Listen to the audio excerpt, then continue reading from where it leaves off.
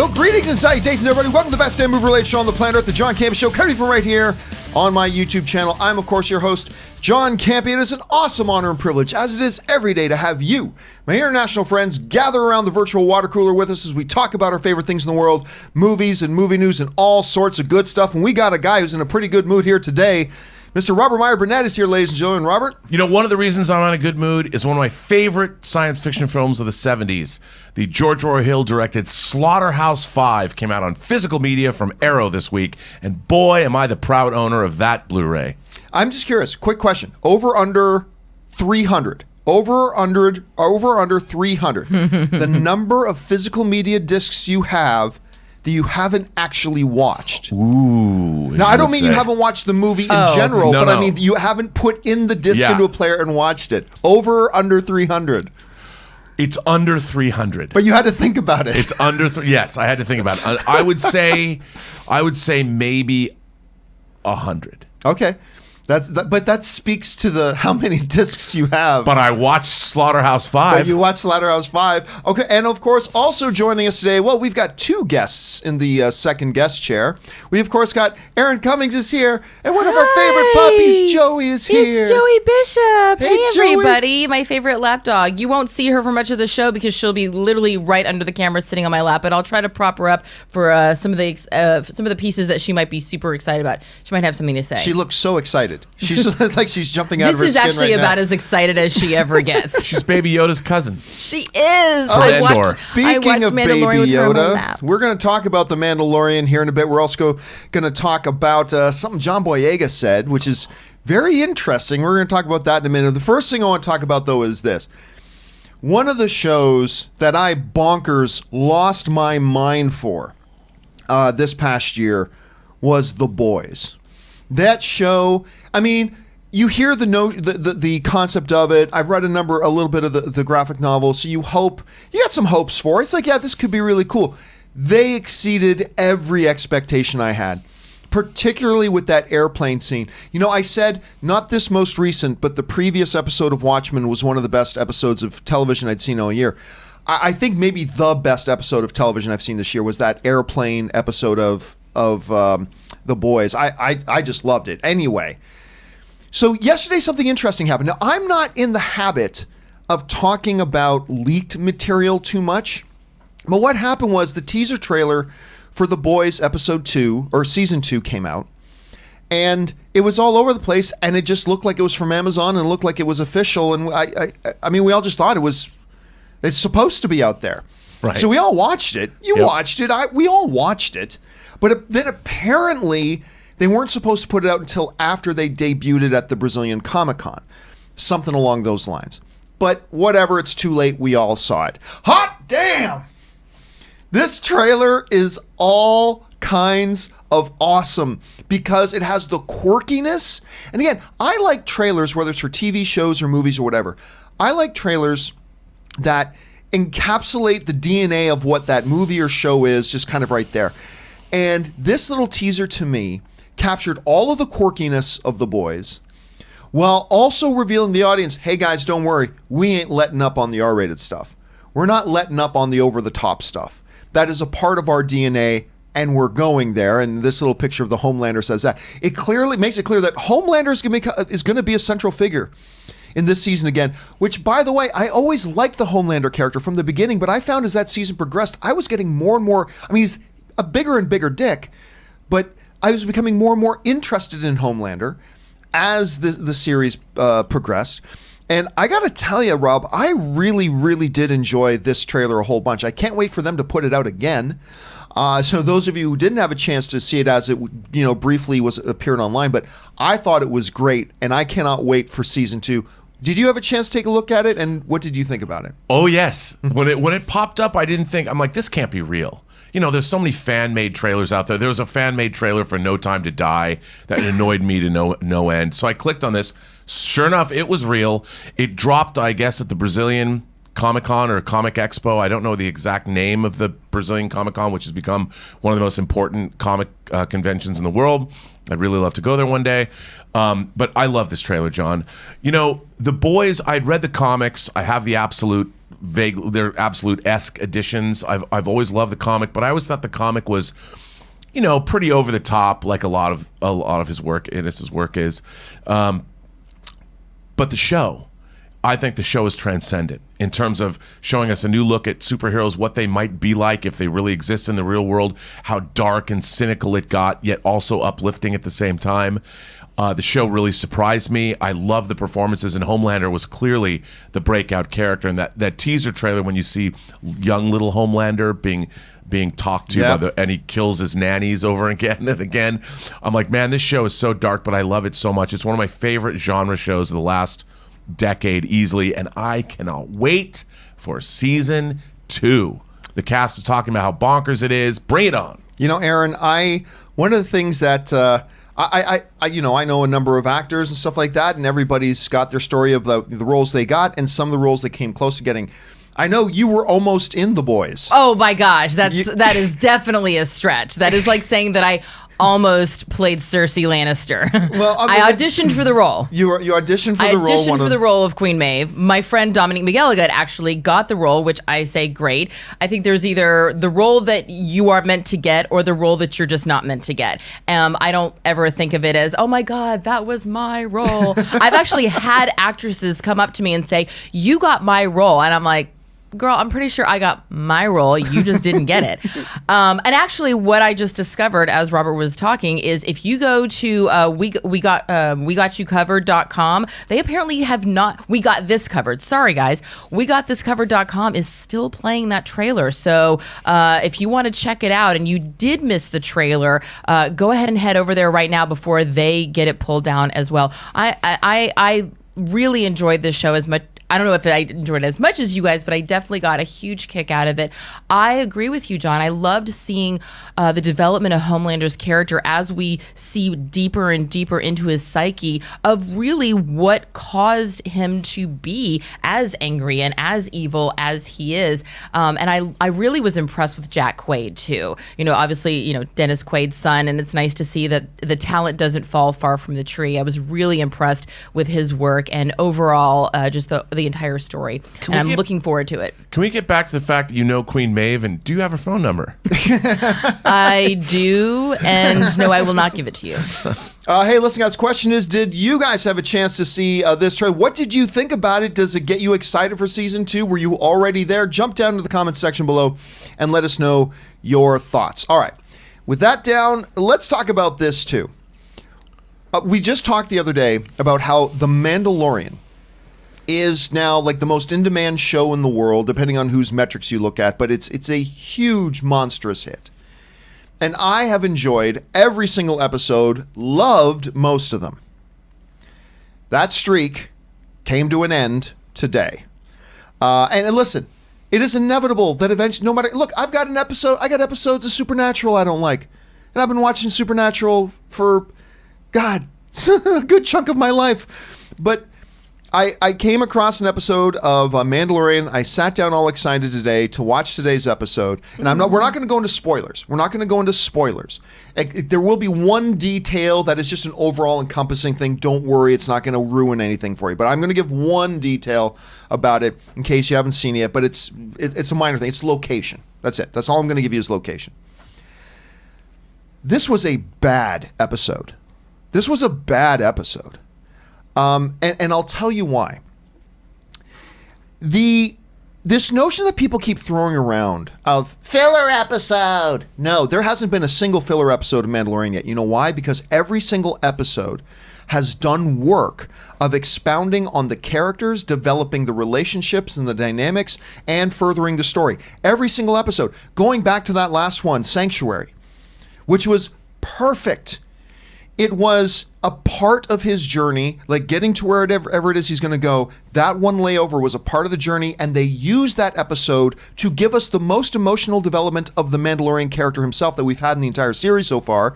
They did more to evolve the nature of the relationship between Baby Yoda and the Mandalorian so far. They introduced us to a brand new environment that we'd never really been in before in the Star Wars universe. We got introduced to a significant new character who I believe is going to come up for. They accomplished so much in that episode. It was not... Anybody who calls it a filler episode doesn't understand what a filler episode is. And on top of that, what I like to, when people talk about filler episode, I say you are not taking into consideration ROUSs. And people look at me and say, ROUSs, rodents of unusual size. Look at The Princess Bride. This is just an example. Every movie has this. But look at The Princess Bride. At some point, there are 10, 15, 20-minute chunks where they have now something new they need to do in the path of their movie. That's a part of the overall thing that is a little bit of a sidetrack. Take Princess Bride. When they come into the swamps of despair, yeah, I get impressed. It's been a while. The swamps of despair, and they're coming across the roads of... That's a whole little side story going on there. And while if it was broken up into individual episodes, you might look at the ROUS segment and say, oh, that was a filler episode. No, it was advancing the characters. It was advancing the things we knew. This episode of Mandalorian did none of that. Nothing. When I look back at the last episode of Mandalorian, there are like 5 or 6 key talking points that I can say, oh, we moved from A to B there, and A to B there, and A to B. So much was moved forward. This episode, nothing is moved forward. Nothing new is introduced. There's no evolution in any of the characters. And all it was, and this is the one detail I said, for those of you who haven't seen it, but don't worry, this won't ruin anything, but because the whole episode takes place on Tatooine. And the whole episode was, look, everybody, they're on Tatooine. Remember that? And look, everybody, they're even in Mos Eisley. You remember Mos Eisley? And look, everybody, he's going into the same bar that Obi-Wan. And look, everybody, Dewbacks. And look, everybody, Tusken Raiders. And listen, they said the Dune Sea. Oh, my gosh, she said carbon scoring, just like Luke said in the original movie. It sucked. This was terrible. And they did nothing. By the end of the episode, I mean, literally, you can skip this episode and not be any the worse at all. There was nothing introduced, no new concepts, nothing as far as evolution of the characters. There was nothing of substance to this episode whatsoever. And then how one-dimensional. Hey, I'm the cocky kid. Well, I won't go into that because that would be a detail of the show, but it was terrible, other than the fact that, as you know from the credits, from Agents of S.H.I.E.L.D., Ming-Na. Other than her, who I always get a little bit of tingle whenever she's going to be in anything. I love her. She's made me awesome. tingle for years. Where are you tingling, John? But this was a complete waste of an episode. Completely poorly done. And I'll tell you what. I didn't even realize Dave Filoni directed and wrote this one. And when the end credits came up, and I'm sitting there like, and Ann was there, I'm like, this episode's really bad. Because I was watching this morning, and as Ann came home, she goes, how's this one so far? And I'm like, this is really bad. I mean, I hope something really significant happens. And 10 more minutes pass, the episode ends. And then I'm looking, I'm watching the trailer, or the credit thing come up. It's like, oh, yeah, Dave Filoni wrote and directed it. It's a cartoon guy doing a live thing. I don't know. It kills a lot of the momentum. I'm just looking forward to next week and seeing them get back on the horse. But anyway, Rob, am I being overly negative? You saw the episode. What did you think about it? I don't think you're being overly negative at all. What I wanted from this episode, this was episode 5 of The Mandalorian. There's 3 more episodes left. I thought that this back half of the season, the story would kick in. And I figured, okay, where's the Mandalorian going? What does he want? Is there some kind of a plan? No. I thought, oh my God, we've now seen 2.5 hours of this show, and there is no story. Not really. We're getting to know this character, but he's gone through these story beats that have all been stretched out for a half an hour that in another film might be played out in 15 minutes. And I thought, okay, I need to know more about this character. Maybe there's a reason he had a change of heart. Maybe he knows something that we don't know. Maybe there's a reason why his actions. And another thing, I am tired of our central character constantly getting his ass kicked. He's getting his ass kicked when this episode opens, and he gets his ass kicked repeatedly through the movie. And yeah, he comes out in the end.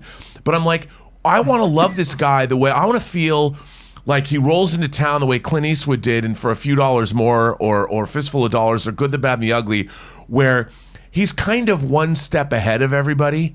He's kind of got something going on. And I feel like the Mandalorian just kind of wanders around with no direction, no desire to do anything. I mean, where's this story? What is the central thrust of what's going on here? And I thought, here was the episode to do it. That's why I've been waiting on this whole series.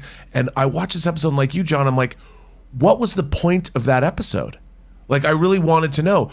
What was the point? It showed us nothing. It's even like, there's even characters that we first were, not characters, but let's say. Let's not go into too much. No, but there's machines that we've seen before in the prequels that come back, which I hated in the prequels. And they're like comic relief, whatever. I did like the guest star. There's another guest star, Amy Right. Sedaris, whose character was kind of funny, but her dialogue was terrible. She was given nothing cool to say. And I'm like, how do you have Amy Sedaris and she's saying things like, you're just going, like when you said, John, one of the first things that comes out of her mouth was cringe. I'm like, really? You're just going to throw me some fan service? This was the most fan servicey episode yet. Yeah, and I think you just summed it up by saying that I by the end of the episode, I'm like, I cannot tell you what the purpose is. I can tell you what the purpose was of every single episode that came before this.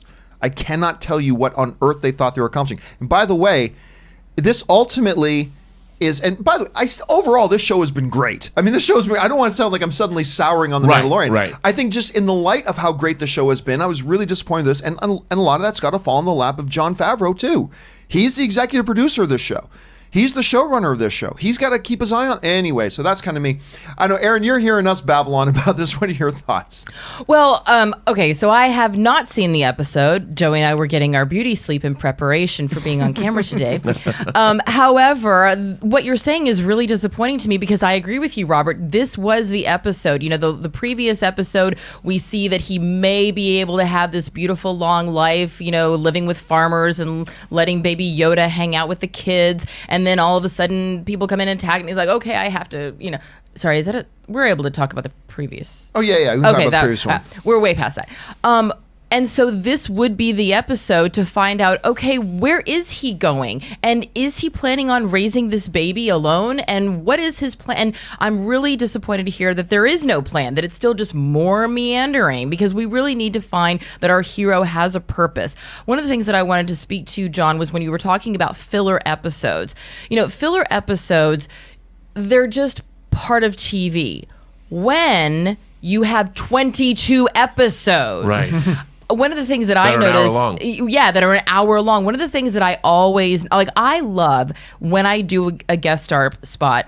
I love coming into a show when it's in like the first 4 episodes because everybody's excited to be back. Everybody's, you know, some people they're like on the show for the first time. Some people they're rejoining their family. Everybody's excited. All the writing is new and fresh and the actors are, you know, young and excited. And by the time you get to episode 17, the actors all look like the Crypt Keeper. No one has slept. Like the wardrobe department is like, just try something on. If it fits, you'll wear it on camera. The writing is like, just get like, I'm exaggerating, of course.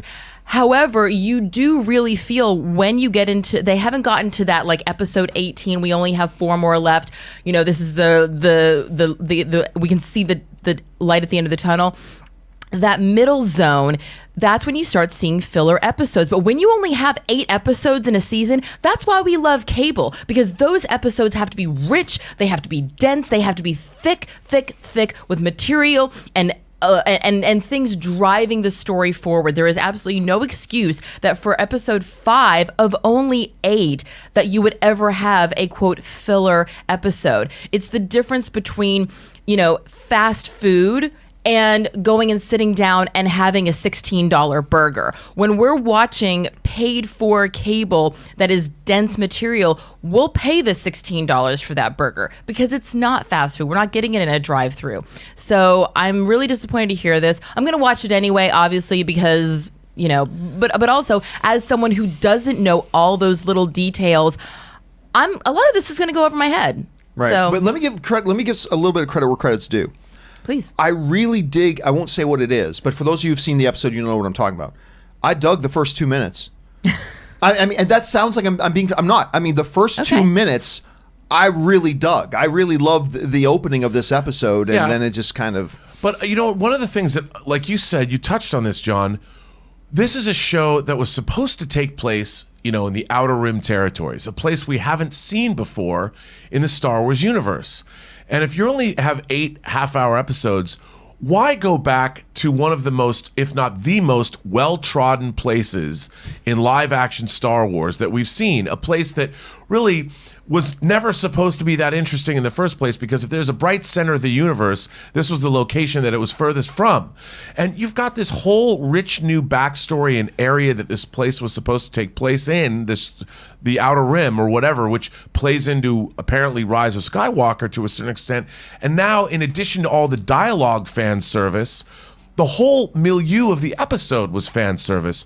And I'm like, I was disappointed by that, especially after seeing a new environment in the last episode, and show me something like, you think, does the Mandalorian have any friends? Like, doesn't he have his version of Bespin? Oh, Lando system. We can go somewhere. Like, where's he going? Like, he's flying through space. Why? Why doesn't he go hang out with all the other Mandalorians? I mean, that was... I think there's a good reason for that, but I won't go into just because... I mean, they saved his ass in episode... I know, but I think there's a reason for that. But I won't go into it at this point. Yeah, I just think I would have been okay with them going to Tatooine.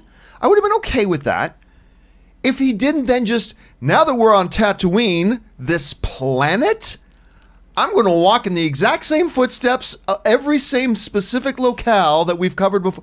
I don't know. Anyway, guys, maybe I'm being overly negative. I will say one thing, John. What's that? To not be a negative Nelly, there is one interesting exchange, and I want to ruin it for anybody, that we see familiar characters, and there's an interaction, I thought, in an interesting way that the Mandalorian has that was kind of neat.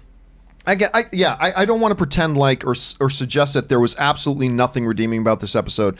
A couple of interesting moments, but again, unlike the previous episode, nothing was developed, nothing was moved forward, nothing new was introduced. You literally could have skipped this episode, gone from Sanctuary into next week's episode, and you would have thought that you wouldn't know that you missed anything. And if I could also offer, we have such great genre TV now.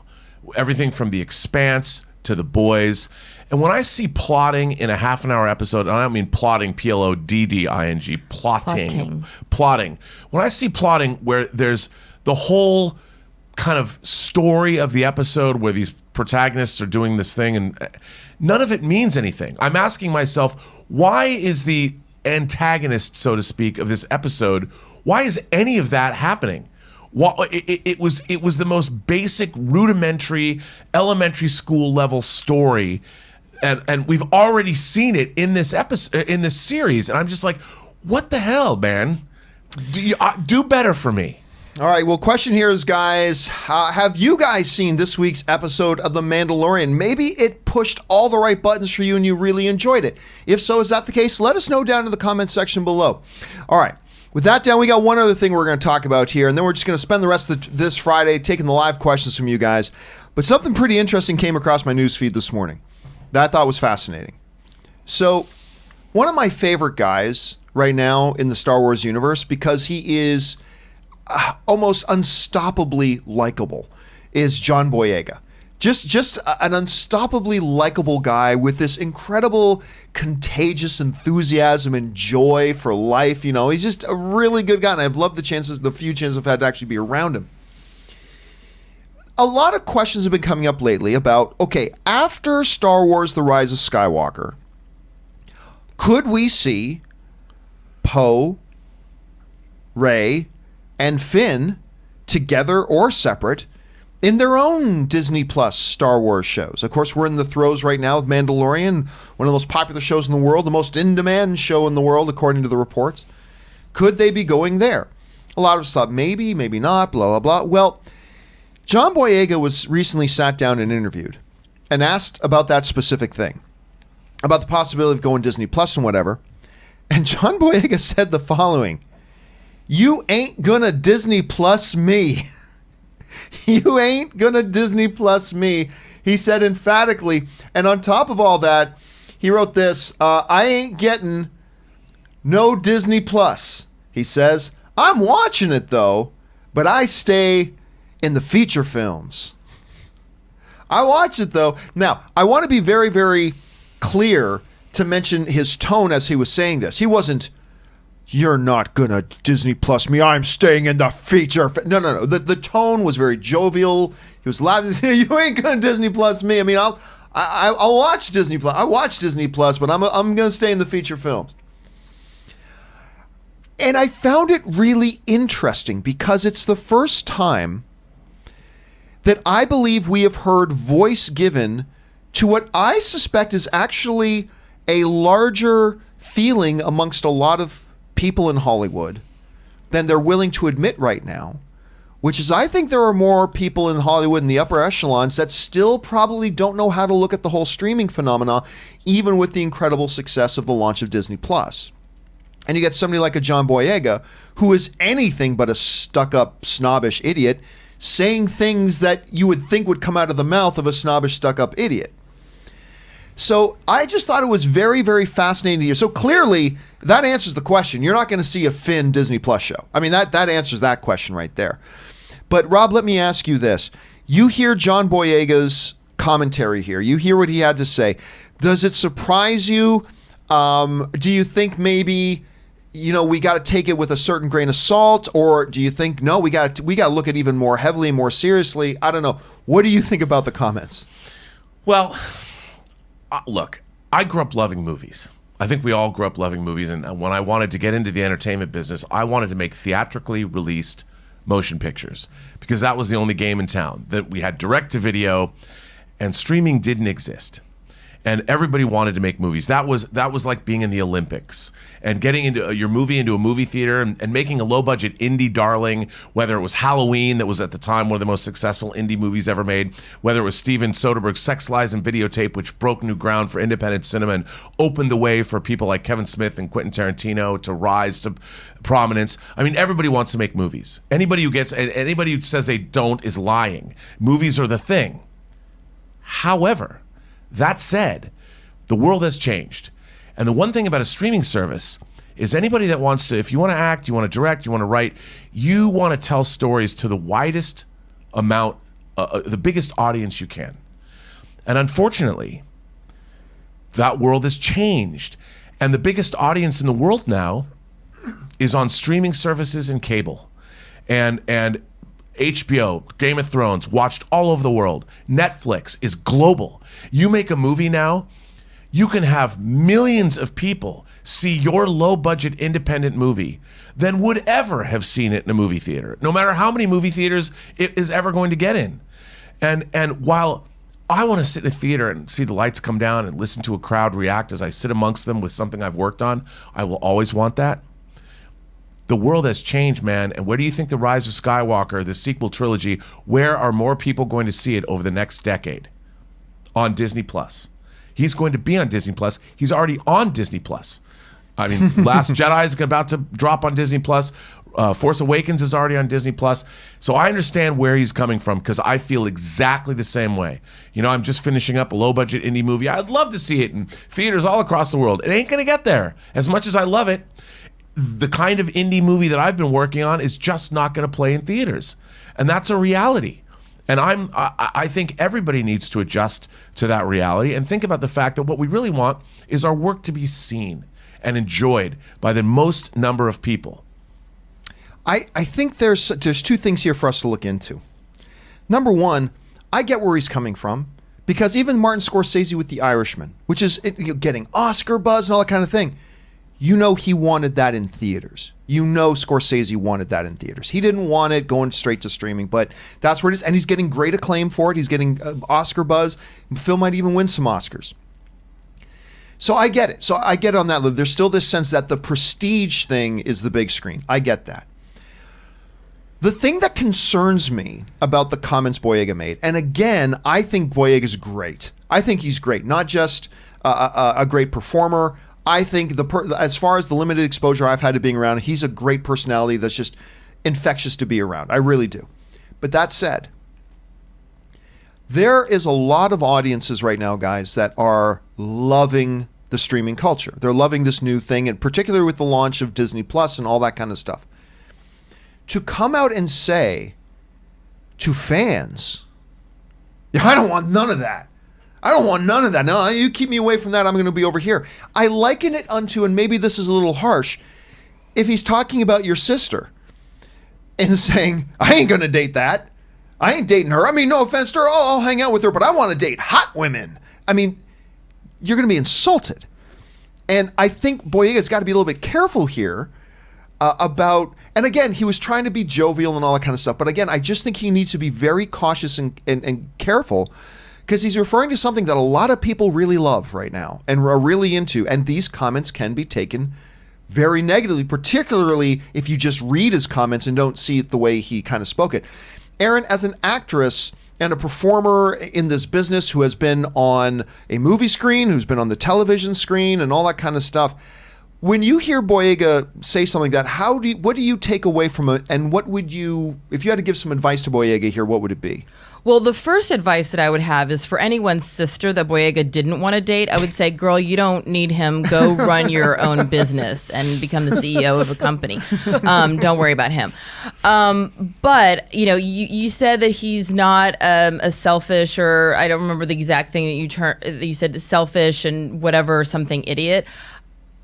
I don't know him. I've never met him. I'm glad that you've had good experiences with him, and I'm sure that he is a really lovely guy. But what he said was really dumb, because wow, as an actor, what a slap in the face to Pedro Pascal and Anthony Mackie and Sebastian Stan and McGregor, McGregor, like all of these really accomplished and well-respected actors who are like, absolutely, Disney Plus, sign me up. Because you know what? Actors want to act. Writers want to write. And the belle of the ball at this dance may not get asked to dance 2 years from now. There was a really amazing show back before streaming, and maybe it'll like have a resurgence on streaming somehow, called Sunday Morning Shootout. And it was with Peter Bart. Yeah, Peter Bart and Peter Goober. Yes, Peter Bart and Peter Goober. And it was essential viewing. Of course you knew that. Brilliant. Yes, of course. I mean, well, you probably watched it every Sunday, well, like I did. They were studio executives, Peter Goober. One was the editor of Variety, and one was the head of a studio. And they really gave like real time, this is what's going on. It was kind of like, it was trying to be the John Campea Show.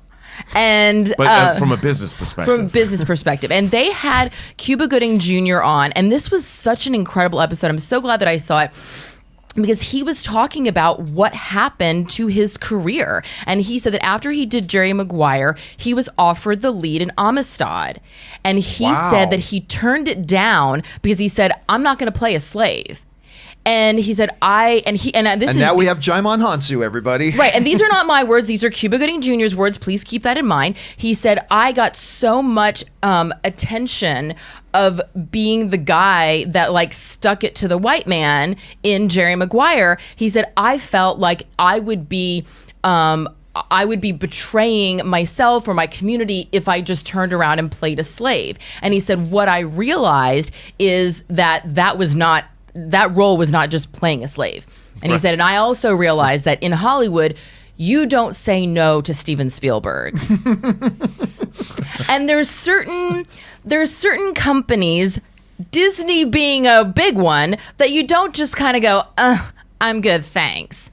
Because like I said, what's hot 1 minute, we all can name a million actors who Cuba Gooding being one of the good examples of it. Of someone who, was standing on stage with gold in his hand and then was really having to mea culpa and, and ask for roles again. And, going back to the theater and really trying to remind people, hey, I'm a really good actor and I really deserve to be given the same opportunities before. Because whereas one person will say, I'm too good for that, there's another person in line that's like, hi, I'll do that role just fine. So I really think that, joking or not joking, you really got to be careful with that kind of stuff, because Robert's right. Streaming is the way of the now. And I was so impressed about the Bond trailer. I didn't get a chance to talk about this, but one of the moments that I was like, God damn, was that moment when Rami Malek just turns and looks and you see that he's the bad guy. And I'm like, you go, Rami. You go, honey, because that kid started off, no one knew who he was. Mr. Robot allowed him to be in a position to then go on and do an Academy Award winning turn in Bohemian Rhapsody. And now that man is so recognizable and so exciting to viewers that he doesn't even have to say one word, and people get amped up to see him in a movie trailer for one of the most anticipated films that's coming out this year.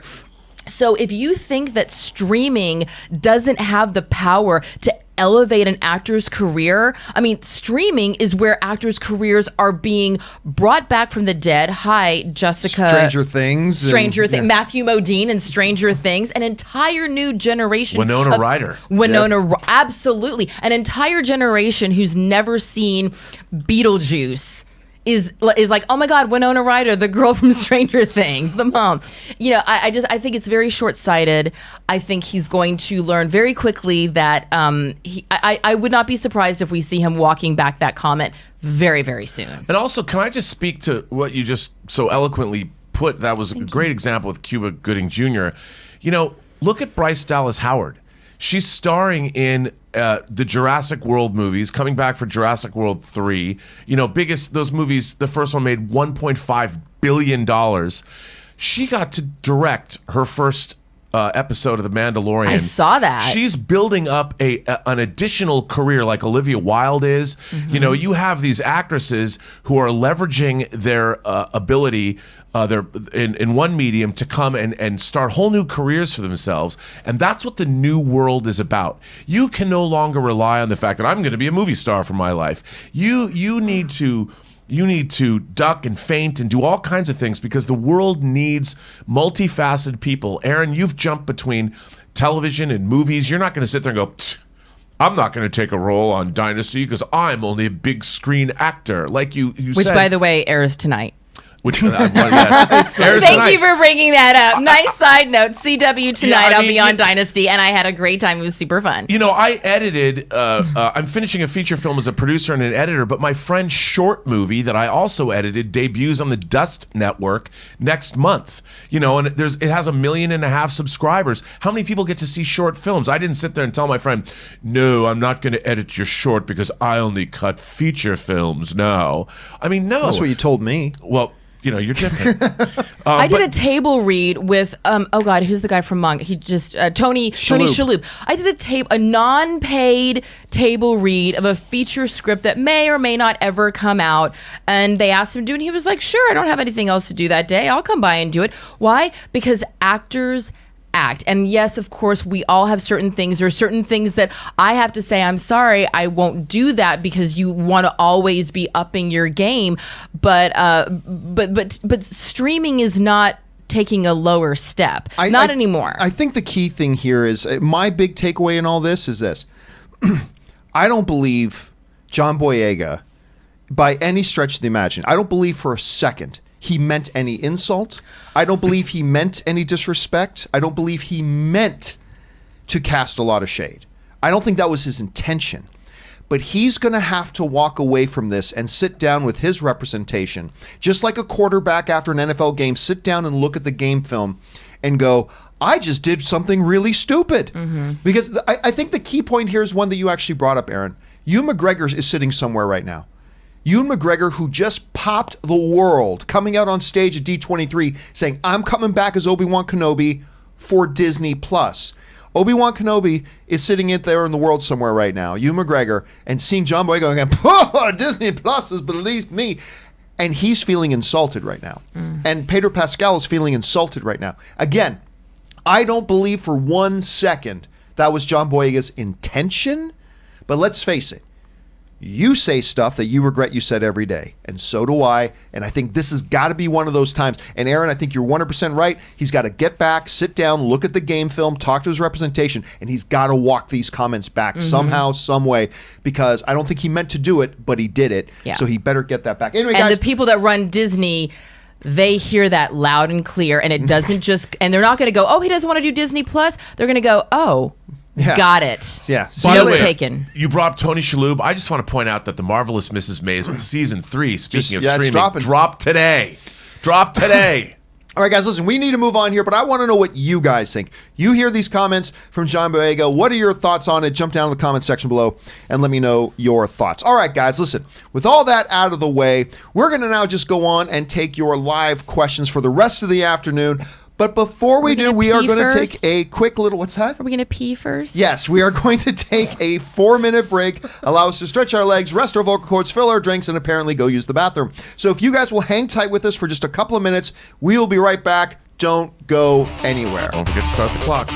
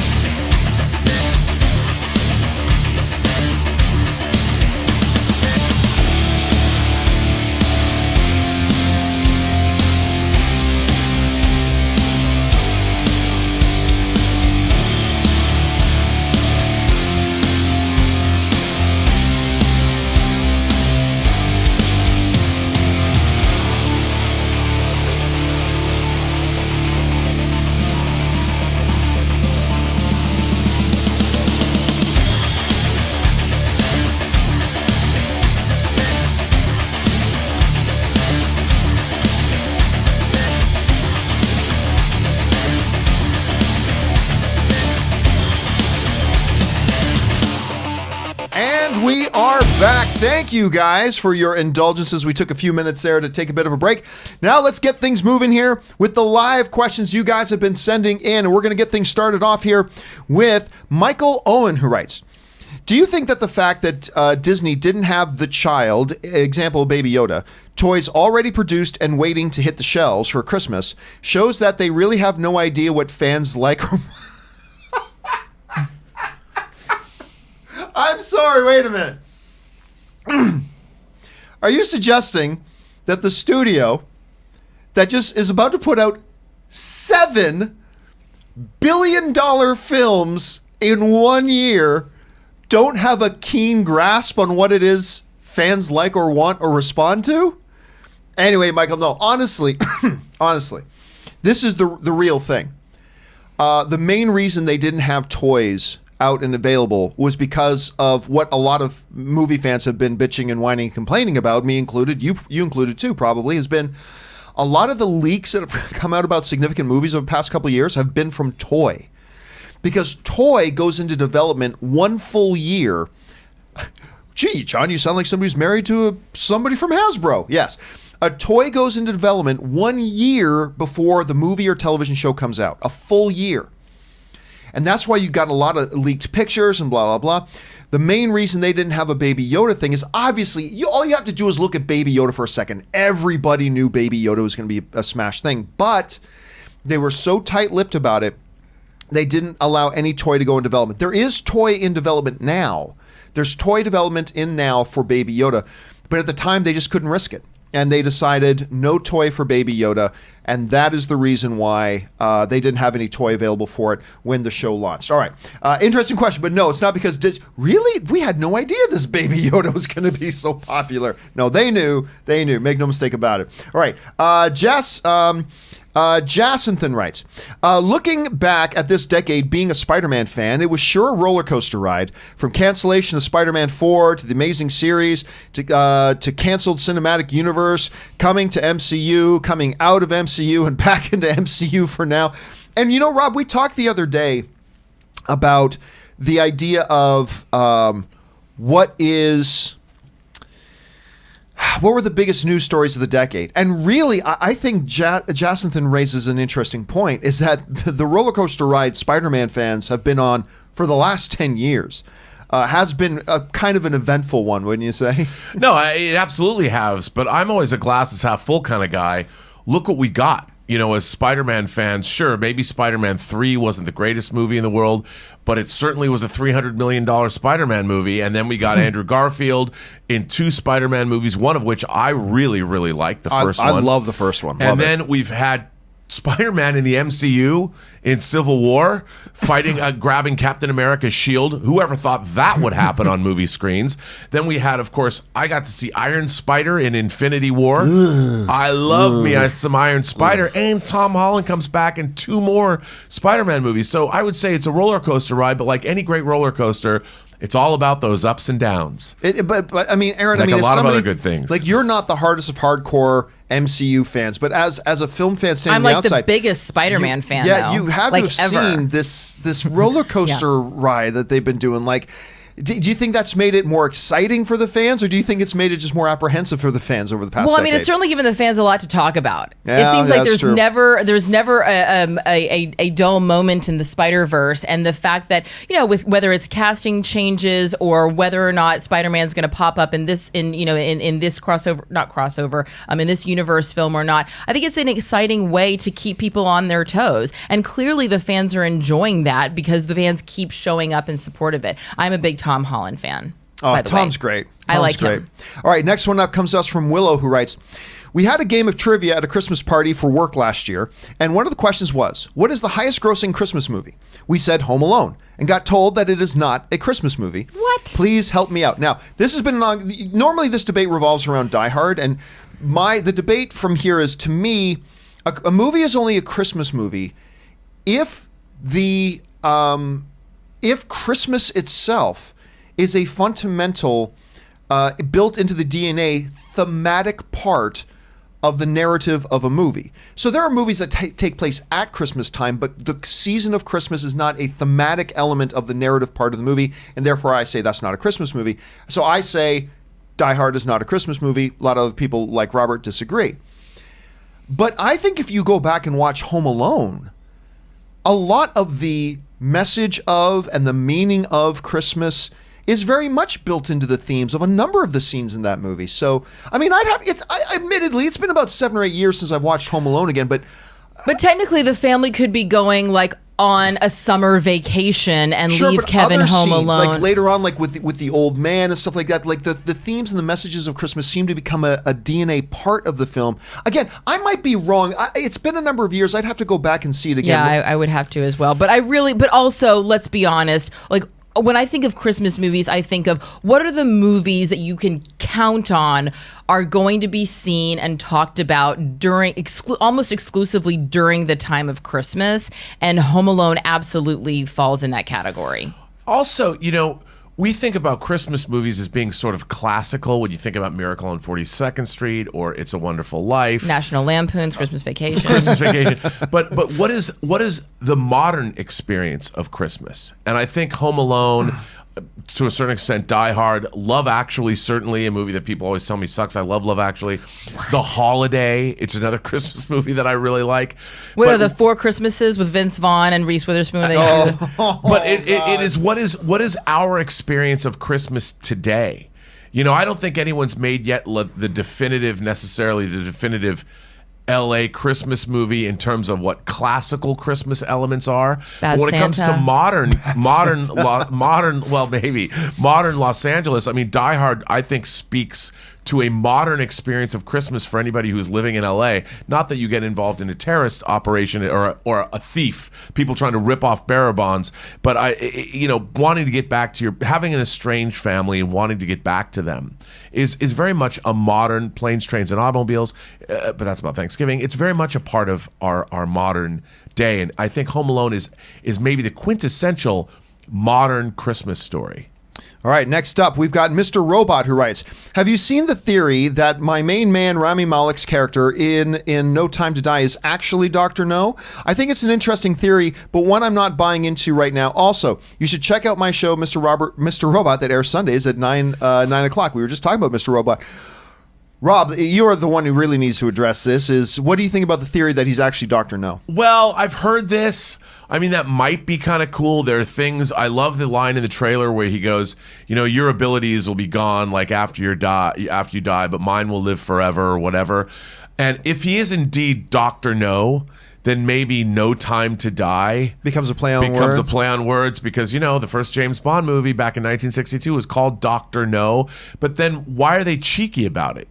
If he is playing, we already have Blofeld back. Yeah, and they didn't hide that he was. They didn't. No, they were pumping that he was Blofeld. He was Oberfeld or whatever, Oberhauser, Franz Oberhauser. But I think if it was Dr. No, that would be kind of cool. And why hide that? It's not like people are going to go like, oh, Dr. No, because Dr. No is this beloved character from canonical Hollywood history. I don't think so. Aaron, do you think he's going to be Dr. No? Because I don't. Personally, I don't think he will be. But it's an interesting theory. I mean, I also feel like just from the trailer, there are some cheeky moments that are throwbacks, which I like. So possibly. Oh, absolutely they do. Okay, next up, Benny95 writes, Aaron's comment on Star Wars reminds me of my girlfriend. She never could get into Star Wars. She's the one who thought Luke Skywalker was Han's son after all. But to my surprise, I asked, she gave The Mandalorian a shot and she loves the show now. It might be time that she sees the original trilogy again. You know what? That's an interesting point, Benny, because you did bring that up the other day, Aaron, about how you're not into the original Star Wars, but you love The Mandalorian. Mm-hmm. I wonder if Mandalorian might act a little bit as a gateway drug. I 100% know it will, and already I have expressed my excitement and interest in going back and watching them.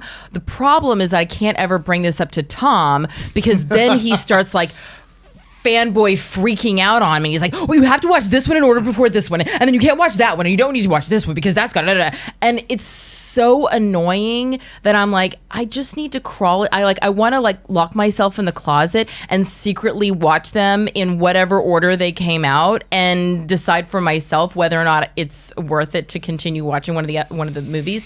I just can't watch it with him. I still, every time we talk about, how are Tom and I not best friends? I don't understand. I do not understand. But also, Benny, I really appreciate that comment that I remind you of your girlfriend. I hope that I remind everybody of their girlfriends. But also, the good ones. But yes, the good ones. But here's the thing.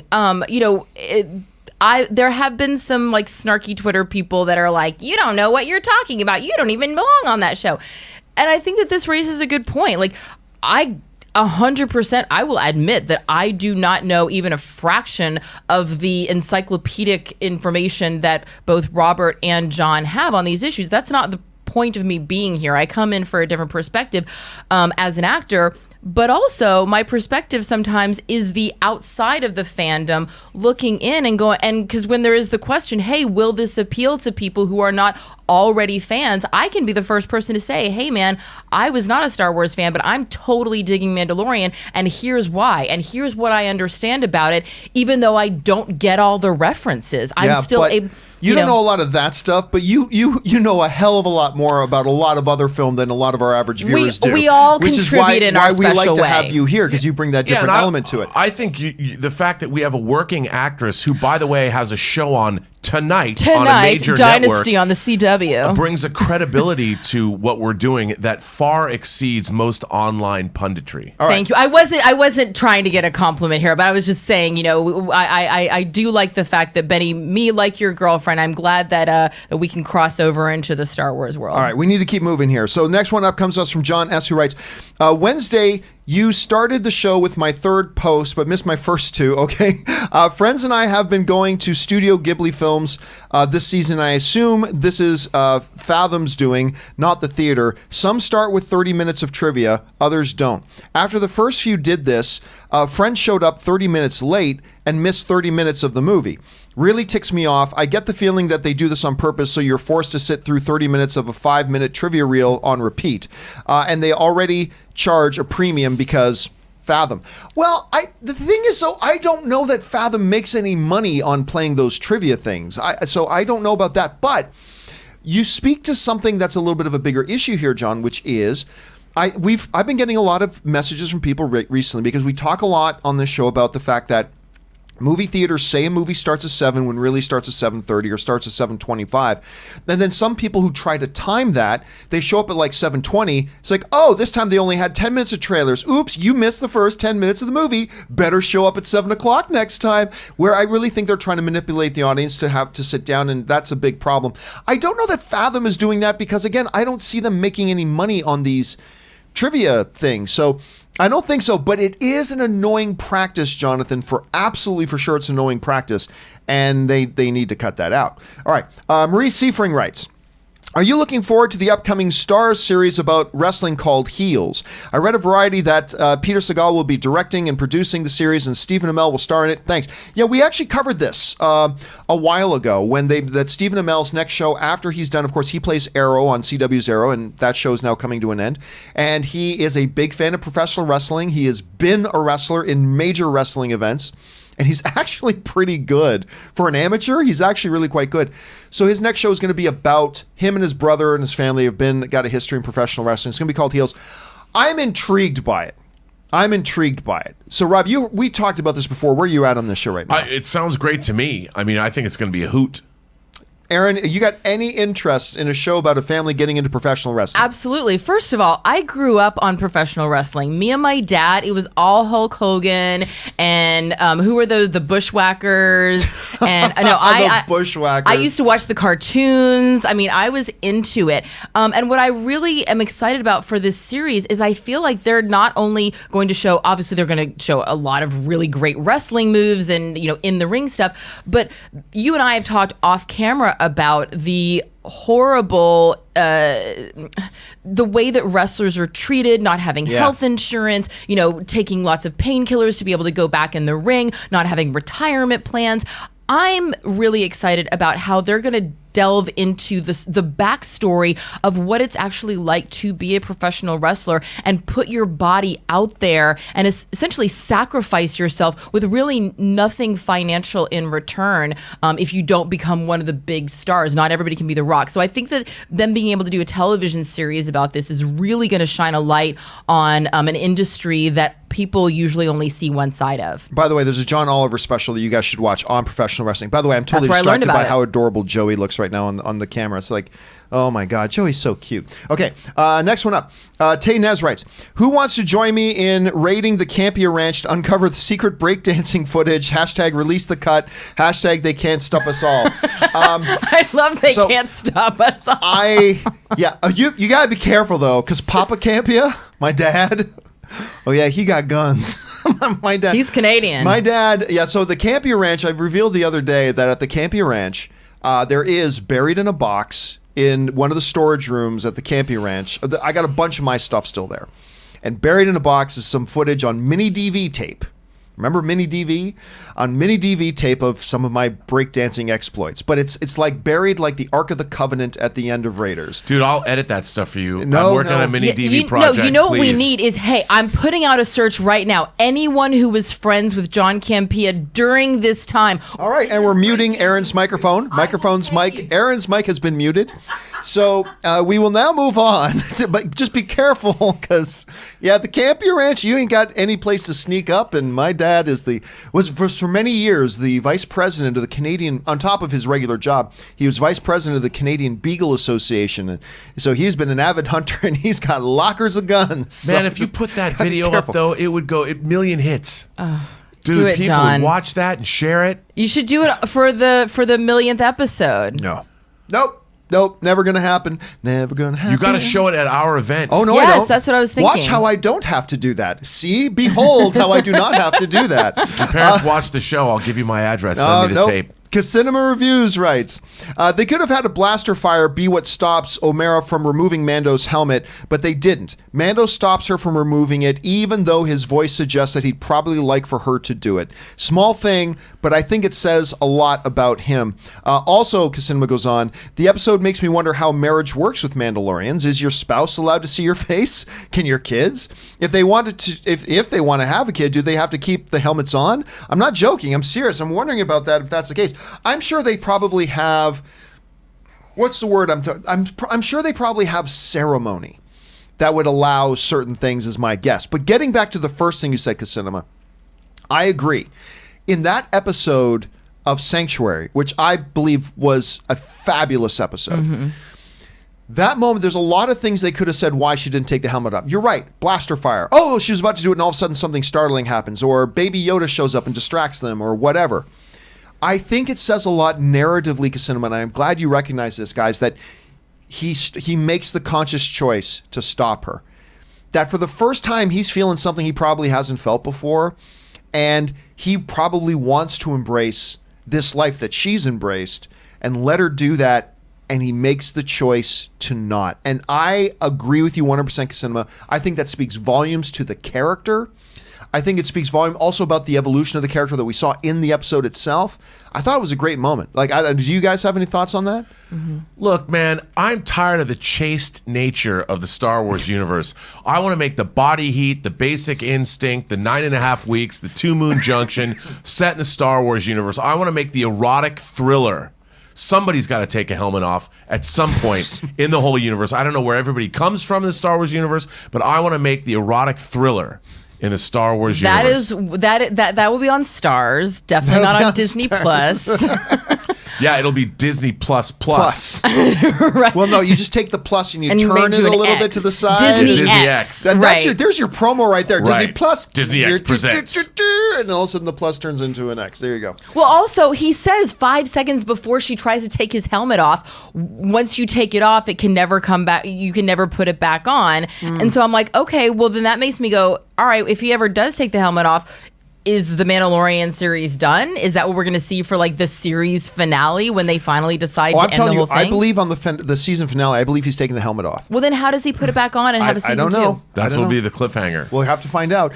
Jonathan writes, number 1 of 2. I hate when people try to boycott movies. First it was Rise of Skywalker, and now I'm hearing it's Mulan because the director supports Hong Kong police. People are so upset with this and have gone so far as to hashtag boycott Mulan on Twitter. I judge a movie by its content, not the personal lives of the people involved. It pisses me off that people always wants to put their damn agenda before the movie. Sorry for the rant, Campea, but it's upsetting. Do you agree? I think I agree to a point. Like, I will admit myself, there are certain things that to me, I am now checked out. I can't enjoy anything that you do public performance-wise. For example, Chris Brown, the guy beats women. As soon as you beat a woman, sorry, you're dead to me. Like you're bottom of the earth scum. You should be rotting in a pit somewhere. So that's dead to me. The director who fled America. Roman Polanski. Roman Polanski. He raped a kid. Sorry. But John, no, screw you. No, he drugged and sodomized a child. And as far as I'm concerned, that dude's dead to me. I'm not taking away how great of a director he is. Not at all. That doesn't change. But for me, and by the way, you never see me making videos say, none of you should watch anything with Chris Brown or Roman Polanski. You never see me do that. But for me, myself, when you do certain things, I just can't be a part personally of what it is you're doing. But I also then want to draw a line, though, because I don't think it was the director of Mulan. I think it was the girl who stars in Mulan, who she put up a tweet about a political opinion she has, right? It is not a political opinion I share, but she put up something about what she thinks. I think you get into very dangerous ground when you start saying, you don't think what I think you should think. Therefore, I'm going to organize something against you to try to punish you for not thinking what I think you should think, whether or not it's something I agree with or not. And clearly, I do not agree with what she thought and what she tweeted. She didn't beat somebody and hospitalize them. She didn't drug and sodomize anybody. She said something that she thought, something I disagree with. If I were to have that attitude, I would never be able to enjoy a Clint Eastwood movie again. Clint Eastwood has some thoughts and opinions that I personally really do not agree with. But those are his thoughts. Those are his opinions. You know, he's not sneaking onto children's playgrounds in the middle of the afternoon in a dark hood saying, here, kid, have some cocaine. Like, he's not doing it. He's got some thoughts and opinions that I don't agree with. Okay. That doesn't affect me watching his movies. So I'm somewhere, and I'm not saying I'm right, by the way. I'm just saying I'm somewhere in the middle of that, Jonathan, where there are certain things that when people do, it makes it impossible for me to enjoy them as an artist anymore. I don't campaign against them. I'm not trying to get other people to boycott them or anything. It's just for me personally, I can't watch their stuff or endorse or support their stuff anymore. That's my choice. But I think again, guys, I think, and this could be a huge, huge issue, but I do draw a line myself into when it comes into, you know, if I look at any movie, Tony Campolo once made this great quote when speaking to a huge audience. He said this, he goes, listen, if you knew everything, stupid thing I've done or said in my life, you wouldn't sit here and listen to me. And if I knew every dumb and stupid thing you've ever done or said, I wouldn't want to talk to you. Mm-hmm. And so I kind of draw a line around what somebody's opinion on something is. You know, that person doesn't have the same opinion as me on a certain issue. Let's boycott that. I don't know. Again, I'm not saying my way is right. I'm not saying your way is wrong. Not at all. I'm just saying how it speaks to me personally. Aaron, I mean, we got to keep moving here. I'll keep it brief. But what do you think about this? You know, it reminds me. An aunt of mine once said to me, "I can never watch or support any movies with Tom Cruise because he's a Scientologist, and I can't support any movies of anyone who's not a Christian." And I was like, "Well, then you should probably stop going to the movies." But moreover, it was so shocking to me because I was like, "Do you think that first of all, let's just find that whatever, but." The movie is not just Tom Cruise. This movie is not just the actress who plays Mulan.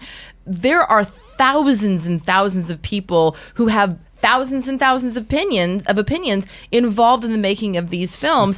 And so if you're going to say, I mean, it's one thing, like I have a thing where I won't support certain fast food places because I like fast food. And it was brought to my attention yesterday when I posted a photo of me at Jimmy John's that the guy who runs Jimmy John's likes to shoot big animals. And I was like, oh crap, I forgot about that. So now I'm going to go to Jersey Mike's. So yes, I put my dollars where I want to support because I don't want to support something where the income from that will directly support someone doing something really bad, like supporting messed up organizations.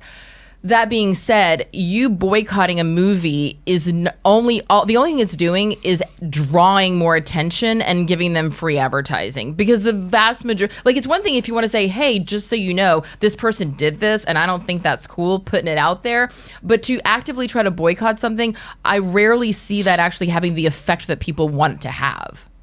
Rob, you got any thoughts on that? Well, my thoughts are, what does a movie have to do with someone's personal politics? You know, somebody gets hired for a job, they're playing another character anyway. They're working with, like Aaron just said, a cast and crew, sometimes of hundreds, if not thousands of people. And that's just, you know, you don't support people necessarily because you know their opinions. Why is it I'm only going to boycott a movie? Why don't you get groups of people to go to movies when you support something somebody does? I mean, it's so weird. I'm going to boycott this film because of this reason. What does that do? You know, why not you go become politically active in your local city council or something? Why not, rather than boycott a movie that will do nothing for anyone, go get involved. You want to change the world? You'd think locally. Yeah, what are you doing about the Hong Kong police other than saying you're going to boycott Mulan? Like, if you're really that upset about what's going on over there, then there's better ways to support your perspective than by boycotting a movie, which, by the way, that actress has already been paid for it. So you boycotting the movie won't mean anything to her pocketbook. All right, let's keep moving here. Next up comes to us from Alex Von Gollum, who writes, "Hey, John, just wanted to say something nice, and Rohan shall answer. Your show is always awesome. The crew is spectacular. Thank you all for crafting content that brings warmth to our souls. I have spoken." Oh, thank you so much for that. Listen, it's always really cool when somebody just wants to write in to say something supportive and cheerful. So thank you for that, Alex. I appreciate that, man. All right, Trickshot writes, "Hey, John, seeing how you make separate videos for the $50 and higher tips, would you do any top 5 or top 10 questions for them, seeing as how you'd have more time to think about it? Thanks for answering my question." That's an interesting, because I generally don't like when people write in, "John, what are your top 10? I'm like, I'm not going to answer that because but listen, one of the other reasons I don't like doing top 10s generally, you guys know once in a while I will, but generally speaking, I don't like doing them, is because people then weaponize those top 10 lists and then will use them against you later. Well, John, back in 2012, you once ranked X movie at number 5 while only having Y movie at number 8. How dare you, sir? You know, it is... Would you do a whole show in that voice? Man, I love that voice. But I'm serious. It's like, oh, I've seriously, I've gotten comments from people, you know, I come out of a movie and say, man, I really enjoyed the movie. Say, yeah, but you're the guy who 5 years ago said this movie was at number 3, while the clearly better movie you put at number 4, so you have no credibility. It's like, anyway, so that's also part of the reason why I stopped giving numerical scores on my movie reviews. It's because, how could you possibly give that a 7.5? Last year, you only give this other movie a 7, and it was clearly better. I mean, like, oh, F this. So I might Trickshot. What I might do, though, is if somebody, say, sent in a $50 one and they wanted their own individual video made, and there was like a top 10 this, maybe I'll feel okay about answering it, or maybe what I'll do is, like, I'll tell you what, I'm going to give you 10 in no particular order. You know, or I might actually answer it directly. I might answer it in a roundabout way, but we'll kind of see. But that's one of the reasons why I've just, over the many years that I've done this, I've just realized nothing good comes out of giving actual scores, and nothing good comes out of doing top 10 lists normally. But I do, at the end of the year, give a top 10 of the year list, because that's what we're supposed to do. All right. If one of our talented artist friends wants to animate what John just did, I would love to see what that character would look like, and actually see the physicality. It wouldn't be pretty. And adding John's voice, I would be thrilled. All right, next up, James Germain writes, "Hey, John, I was thinking about what you said on Superman and Supergirl. While I agree, I also believe part of the reason we were angry about it was the fact that she didn't earn it. She's been a hero for 2 years versus 15 years, maybe 5 seasons, but that's just after 2 seasons. No, I 100% disagree with you, James. It doesn't matter. It doesn't matter.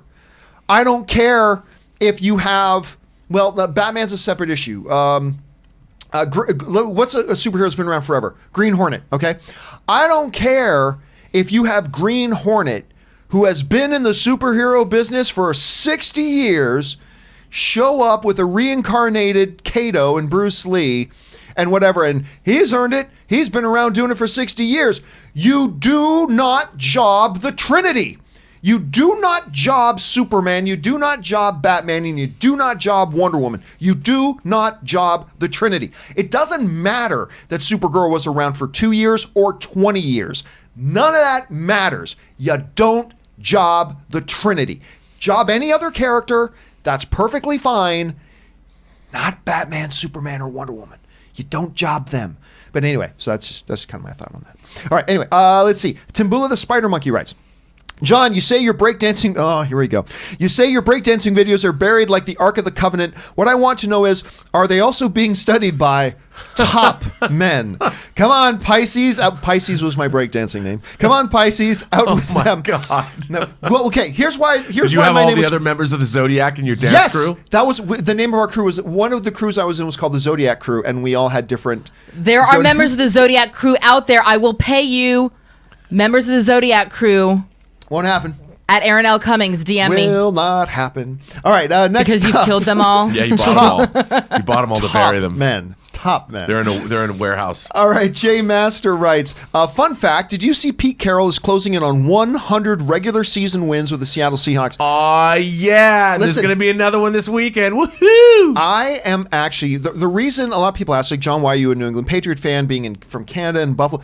That actually is because I follow coaches actually more than a lot of players. And it's when Coach Parcells went to New England Patriots that's when I became, when Drew Bledsoe was still the quarterback. I followed Parcells there and I was like, okay, I'm a fan of the Patriots now. I've always been a fan of Pete Carroll. I've always thought he coached a really entertaining brand of football. And so when he went to the Seahawks, they became one of the teams I started to follow because I'm a fan of his. And I got to say, cool story. Pete Carroll's son, we were doing an episode of my movie talk show, and the Seahawks were going into the semifinals one year, and I can't remember who they were playing, but I signed off the show by saying, instead of saying bye-bye, I said, go Legion of Boom. I said that to sign off one show. Next day, Pete Carroll's son, who's one of the offensive coordinators on the team, emailed me and said, I'm actually a fan of the show. I watched the show. You want to come out to Seattle and get some field passes and come down to a football game? And Ann and I desperately tried to work out dates that we could go, but we just could never come up with dates. But Pete Carroll's an entertaining guy, Rob. Rob is from Seattle. Why would you not just call him and say, hey, Pete Carroll's son, can I transfer I didn't know Robert this yet. I didn't know Robert First of yet. all, Pete Carroll is one handsome man. He looks like a matinee idol. He should be a gunfighter in a Western movie. And let me tell you, there's nothing better when the Seahawks might in the first half not be doing as well as they should be. Halftime comes around. I don't know what Uncle Pete does. He sprinkles his magical fairy dust. He brings down thunder from the heavens, but he makes his changes. He gives a speech. I don't know, like Al Pacino on any given Sunday. And the second half of the game, the Seahawks just rally and they destroy their opponents. And you just know it was Uncle Pete in the locker room doing whatever he does best. And by the way, Uncle Pete is also, by a margin, the oldest coach in the NFL. And I say this without any facetiousness, no facetiousness at all. He could beat the shit out of any other coach in the NFL. This dude is in stupid shape. He should challenge them to a push-up contest. I want to be Pete Carroll when I get older. Biden. Yeah, seriously. He's my idol. He's still out there running, throwing passes. He surfs every day. I mean, I've seen pictures of him. It's like, holy crap! Like, how old is he? He's got to be getting in his mid to late 60s. Yeah, I think he's getting close to 70. Hold on. Nice. Hey, Google. How old is Pete Carroll?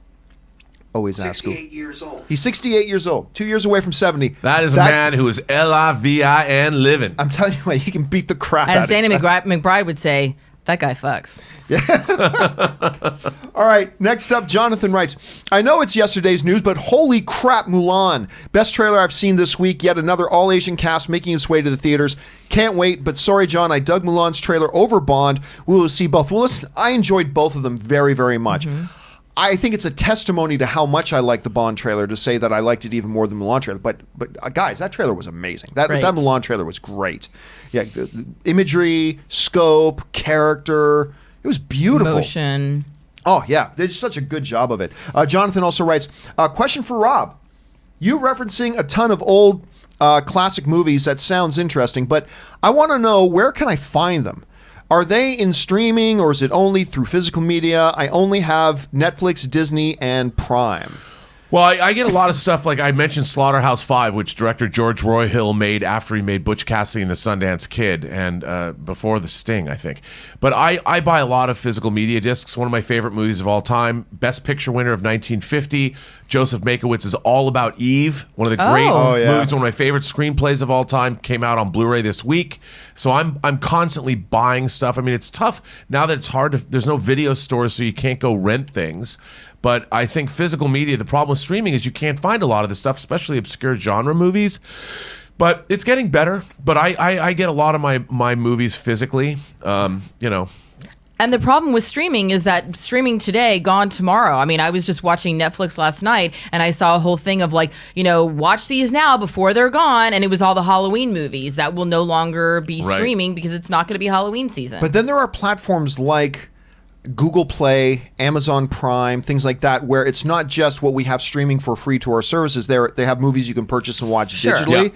Yep. So and those libraries, you still can't find all the old classics there, but their libraries are constantly growing. So we'll get there. All right, next up, R. Reneker writes. Just wanted to say that you're awesome and that you helped make my 2019 incredible. Keep up the amazing work. Dude, thank you so much for that. And thanks for being along and being a part of the film fan community in 2019. And we're looking forward to a glorious year of victory in 2020. So I hope you have one too, man. So thank you for that, dude. I appreciate that. Jordan writes, you answered my Oscar ensemble question. Yeah, so yes, we did. I like a casting idea. I know it's quality, not quantity, but after watching the 5 seconds of Rami Malek in the 007 trailer, I wonder how much he'll be in the film. Maybe it's just a tease. I hope he's a big part of the film. I don't doubt. Listen, a lot of times we have villains in movies that aren't even in the trailers. So the fact that they have him in a trailer, and like that one scene Aaron was describing, the turn, I mean, it's such a pivotal moment in the trailer. I don't think he's going to be in an hour and a half of the movie, but I think he's going to have a lot of screen time. What do you think, Rob? Well, you know, I watched the cast unveil the trailer on Good Morning America. They were sitting outside. Right. They had the DB5 there, and Rami Malek and Daniel Craig were sitting up front and center, and they seemed to indicate that they give each other heck in the movie.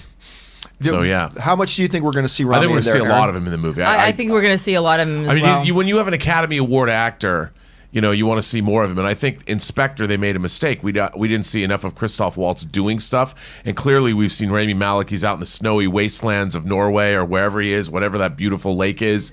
I hope he does some really bad things to Bond, because that's when it's best. I want to see a laser in his crotch. That's what I'm telling you. Although, look, obviously, though, if you have an Academy, you know, nominated winning actor, performer in your movie, you're clearly going to give them a bunch of screen time and a bunch of dialogue. Just ask Martin Scorsese with Anna Paquin in The Irishman. Anyway, that said, we'll move on. I'm just giving it a hard time. Okay, see, Jonathan also writes, hey, John, do you know the Ip Man trilogy? Oh, yeah, well, we were talking about Ip Man the other day, as a matter of fact. We were talking about how Ip Man 4 is coming out. And I can't wait. I have the first 3 on Blu-ray. Ooh, baby, Donnie Yen. And Wong Kar-wai's version of it, The Grand Master. Check that out. If so, thoughts on the 4th? Personally, the 3rd one ended really well with some dramatic heft, and having a 4th seems like they're stretching it. Oh, listen, going beyond the first one was stretching it, but they... let me finish the question. I'm still interested, but wish they stopped at 3. Your thoughts. Let's be clear. The story in Ip Man is not bad.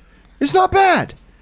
But I'm going to admit, it's not why I keep coming back to Ip Man. Right. I keep coming back to Ip Man for Donnie Yen. I mean, I keep coming back to Ip Man for visually what they are able to do on the screen. And so...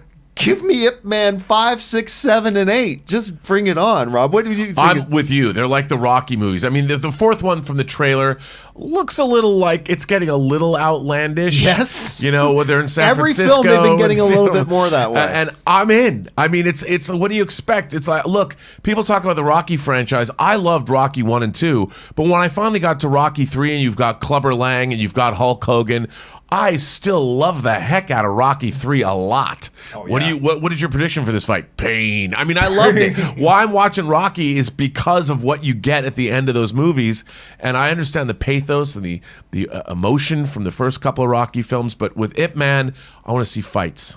Hey, woman. All right, next up. Well choreographed fights. Mr. T. Mr. T. All right. Otto sends in, I don't understand why people think the non-existent Snyder Cut would be any better than the movie we got. If it was, it would have been made. Did people not see the trash that was Batman versus Superman? I kind of like Batman versus Superman. What Especially the Ultimate Cut. Yeah, a little bit. If it does exist or get finished, it doesn't mean that will be any good. Well, let's be clear. What everybody knows is that, again, I'm only going to touch on this when we're going to move past it. Of course, Snyder hasn't edited the film. He's got probably a 100% edited version of the film. But there's nothing that he has that's ready to be released because not all the post-production is done on it. Snyder has never claimed all the post-production is done on it. He's got a 100% locked edit of the film, but it's not got all the post-production done. So one thing exists. Apples are in the bag. One thing does not exist. A completed version of the movie ready to be released tomorrow. That doesn't exist. That's the watermelon in the bag. That's not there. But listen, just because I loved Man of Steel. Man of Steel, to me, look, I will always be in Zack Snyder's absolute debt as a film fan for the rest of my life because I believe he made the most underrated comic book film in the history of the genre with Man of Steel. That movie's freaking brilliant. And I like Batman versus Superman, as a matter of fact. I like that film. Does it have its problems? Absolutely it does. But listen, just because one filmmaker, don't forget, this is the same guy who did 300. This is the same guy. By the way, I think another very underrated film of Zack Snyder's is The Guardians, the Owls of Goa'uld. I actually think it's a really good, underappreciated animated film that he did. He has got the capabilities of turning out some really good stuff, and sometimes he doesn't. So, I can understand. I can understand why people want to see that cut. I totally do. I totally get it. All right. Java Man in Hong Kong writes, I want to contribute in our community, so I try to give movie recommendations every now and then. First, my all-time favorite, Cinema Paradiso, 1988, IMDb 8.5, Rotten Tomatoes 90 out of 97.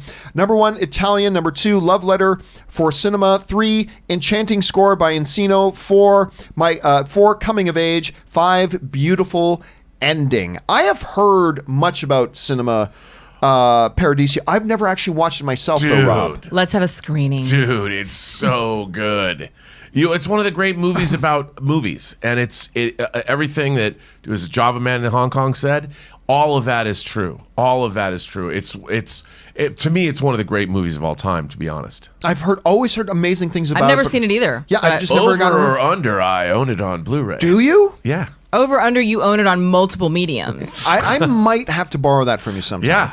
It's Wait a amazing. second, can a PlayStation 4 play Blu-rays? I don't know. I don't know either. My So PlayStation 3 I can. think so. I honestly don't know. I don't even know if I have anything in my house that can play a physical disc anymore. I just don't know. That's how much in We streaming I have. do, and we just got a new big TV. Well, there you go. I'm gonna have to come over and watch that. All right, thank you for that recommendation, Java Man. You obviously got Rob really excited. Jose Miez writes, which of the jobs you prefer, 2015 or 2015? Oh, which of the Steve Jobs movies, 2013 or 2015? I like 2013 because it was more Jobs story. The 2015 I couldn't like. I'm actually more of a 2015 guy. The one with the former Mr. Demi Moore, Ashton Kutcher. Ashton Kutcher. Thank you. It was. Let me say this. It was better than I thought it would be. It was better than I thought it would be. I quite like the 2015 version of it. It was a very different kind of film. Aaron Sorkin wrote it, if I'm not mistaken. But I actually quite liked it a bit. So, Rob, let's go to you first. If you had to pick the 13 or the 15 version, which one do you prefer? I think Sorkin wrote the Fassbinder version, didn't he? I'm not sure. Yeah, isn't that the 2015 one? That's the one. The Fassbinder Yeah, one. that's what I'm saying. Yeah. I love. thought you were saying the Ashton Kutcher version. I No, thought you were saying he about wrote the Ashton 2015 Kutcher. one. Yeah. Yeah. I mean, I'm all about Danny Boyle's version of the Michael Fassbinder version of that. I love that movie. Yeah, I thought it was quite. Aaron, I've do you watched have a that movie preference? way I too many didn't see times. either one of them.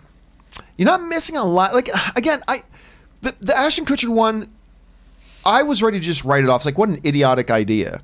But it was better than I thought it would be, to be quite honest. And that was with the you. 2013? That was the 13 version of Okay. it, yeah.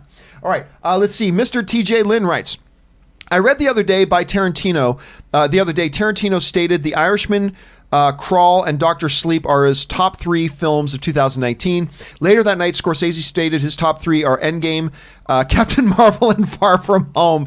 Then realized I just had a wet dream. LOL, the Tarantino ones are real, though.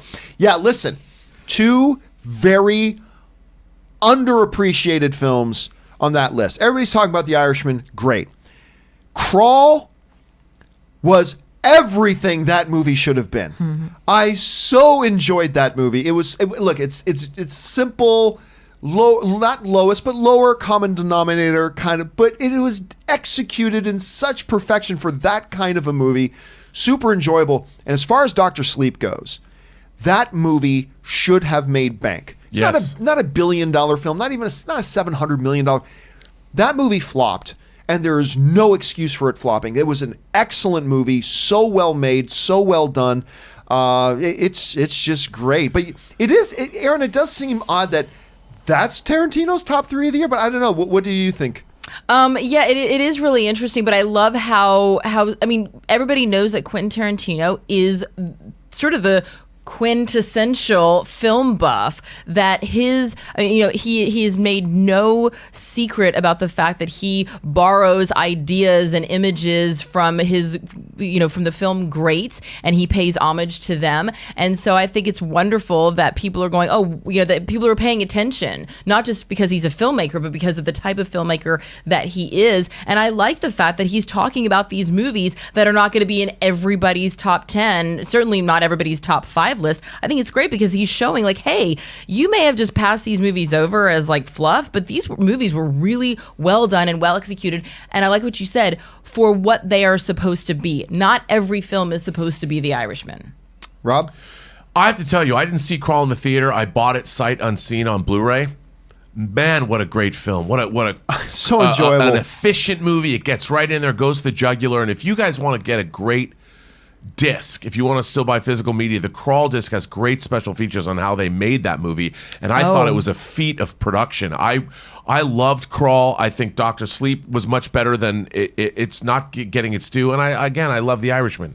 All right, next one that comes to us from Adam Frasher, who writes, what music biopics would you be most excited to see? For me, I'd love to see a film about Fleetwood Mac, Tom Petty, Weird Al, or the Canadian rock gods Rush.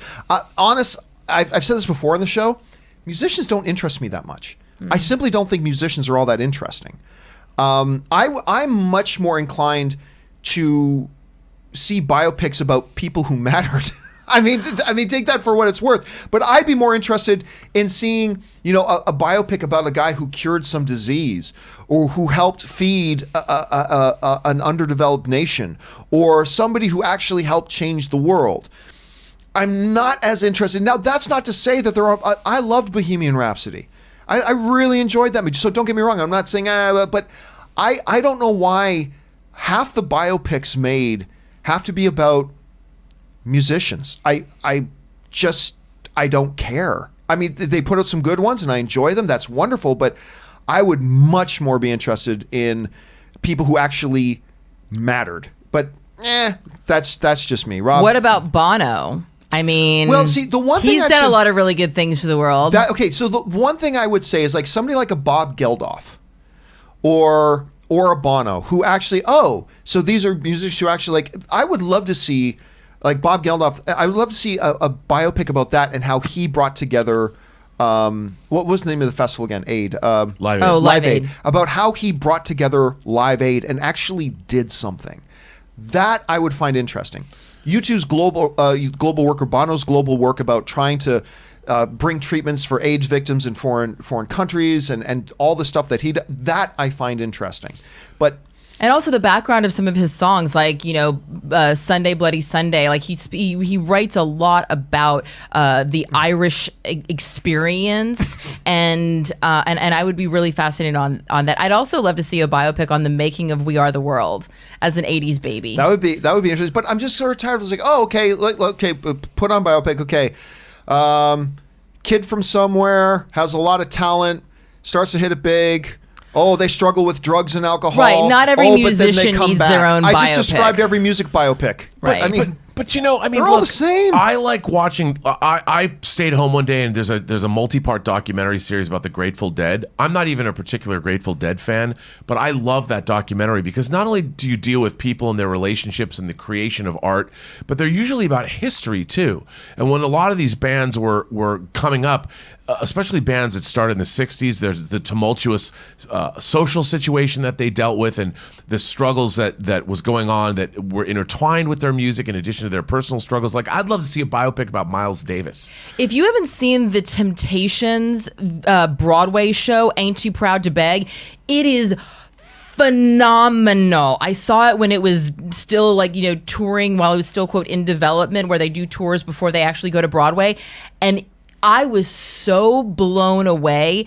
That needs to be a biopic, is the Temptations. And again, all the stuff I'm saying, I love Walk the Line. I love Bohemian Rhapsody. Yeah. I really enjoyed Rocket Man. But it's just that, why do they all have to be about musicians when it's all basically the same story?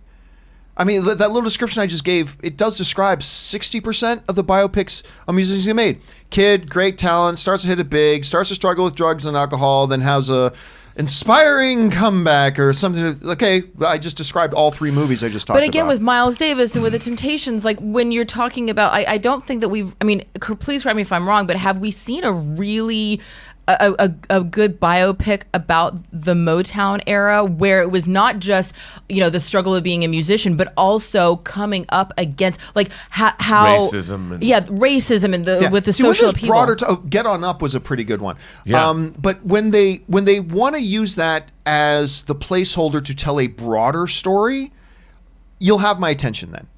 For instance, Grateful Dead. I'd be more interested in a biopic about Deadheads. Yeah. About the whole movement. That was all part of it too. But see, that's interesting. I think the idea of artistic endeavor is inherently interesting, especially when you have different personalities and how do they clash and how do they work together. I mean, Bohemian Rhapsody had the way the band gelled and worked and how they met one another and how they. I find that inherently interesting. Okay, Dreamgirls loosely on the Supremes. Yeah, we got time for just two more while we've got these guys here. Anonymous writes, the new episode of The Mandalorian felt very much like filler to me. Not a bad episode. Yeah, I'll say it was a bad episode. But the weakest so far.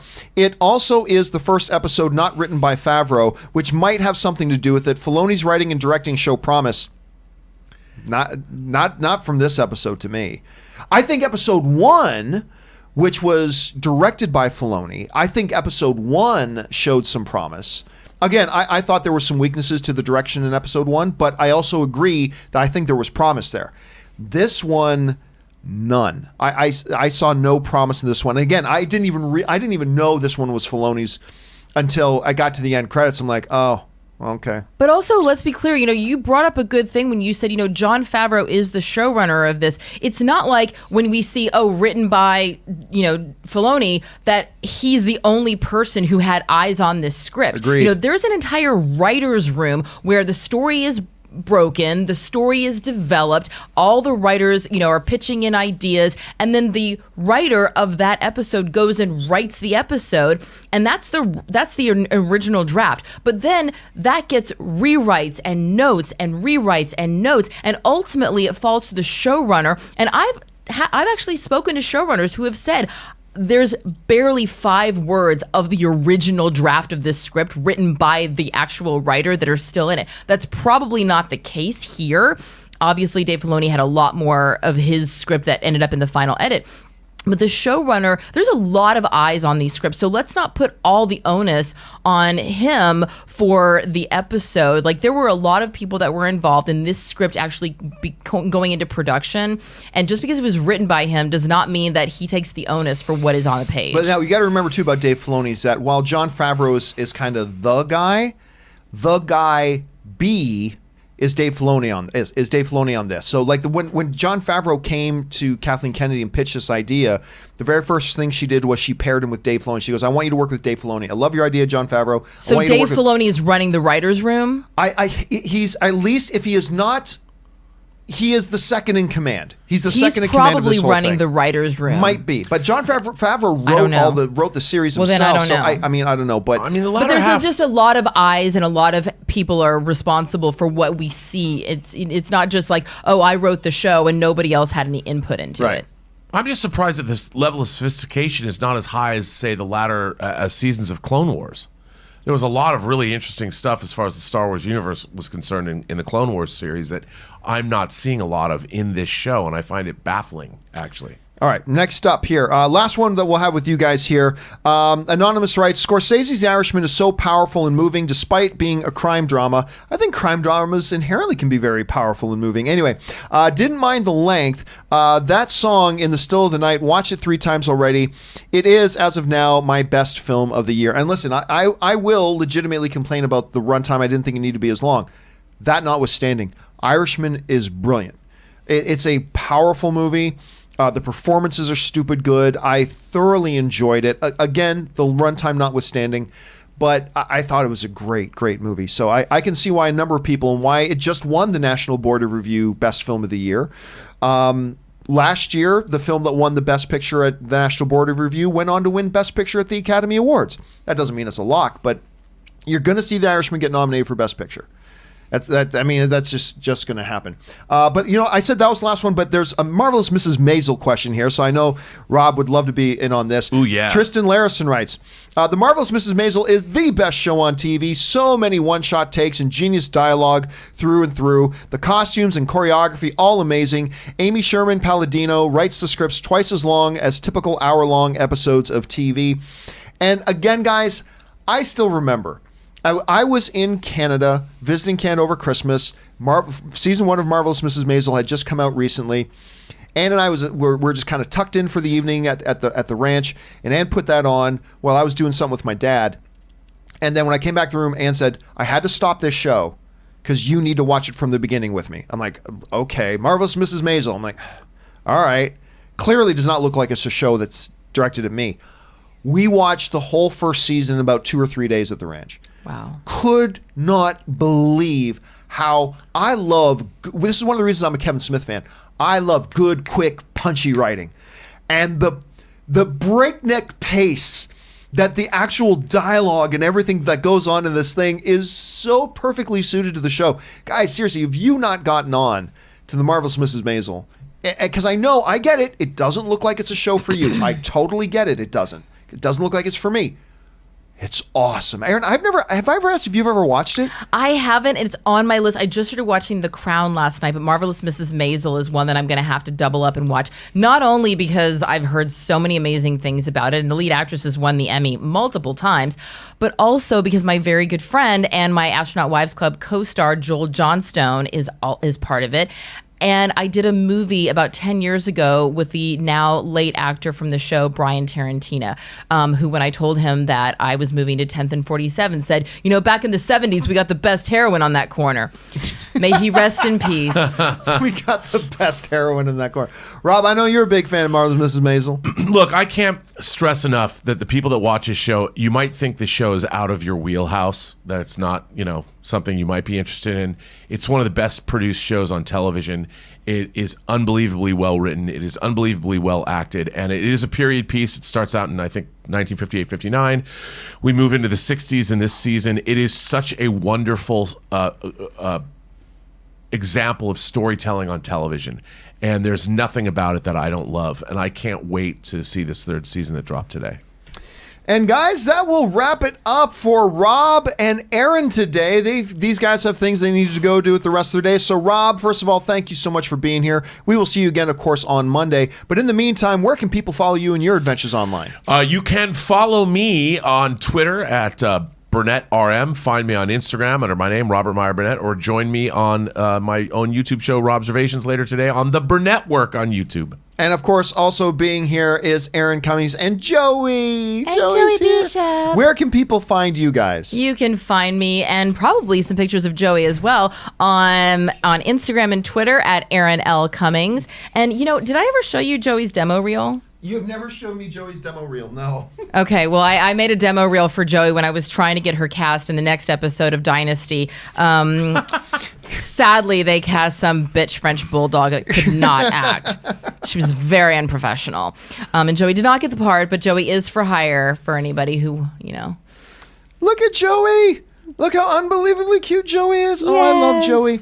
All right, guys. Thanks you both for so much for being here. We will talk to you guys. One last plug. One last plug. Oh, of course, tonight. Yes, tonight, watch me as District Attorney Erica Brown on Dynasty on the CW. So we will be tuning into that. All right. Thank you guys for being here. We'll talk to both of you guys a little bit later. And Aaron, I'll see you tomorrow night. Yes, you will. And Robert as well. Oh, yes. All right, guys. We will talk to you guys later. But for now, guys, we still have like another 20 minutes to go. So let's keep on firing through your questions that you guys have sent in. Adrian Avalar writes, while I found entertainment in every episode so far, I've come to find Filoni's Mandalorian episodes the weakest. Not sure if it's his lack of live action experience or what. They just feel off. You know what? I enjoyed the first episode, which Filoni directed the first episode. But it is my second least favorite episode so far. Episodes 2, 3, and 4 are the best ones so far. Episode 1 is probably my second least favorite, and then this episode I clearly thought it was the worst episode. I mean, it just comes down to this episode accomplished nothing. There was no character development.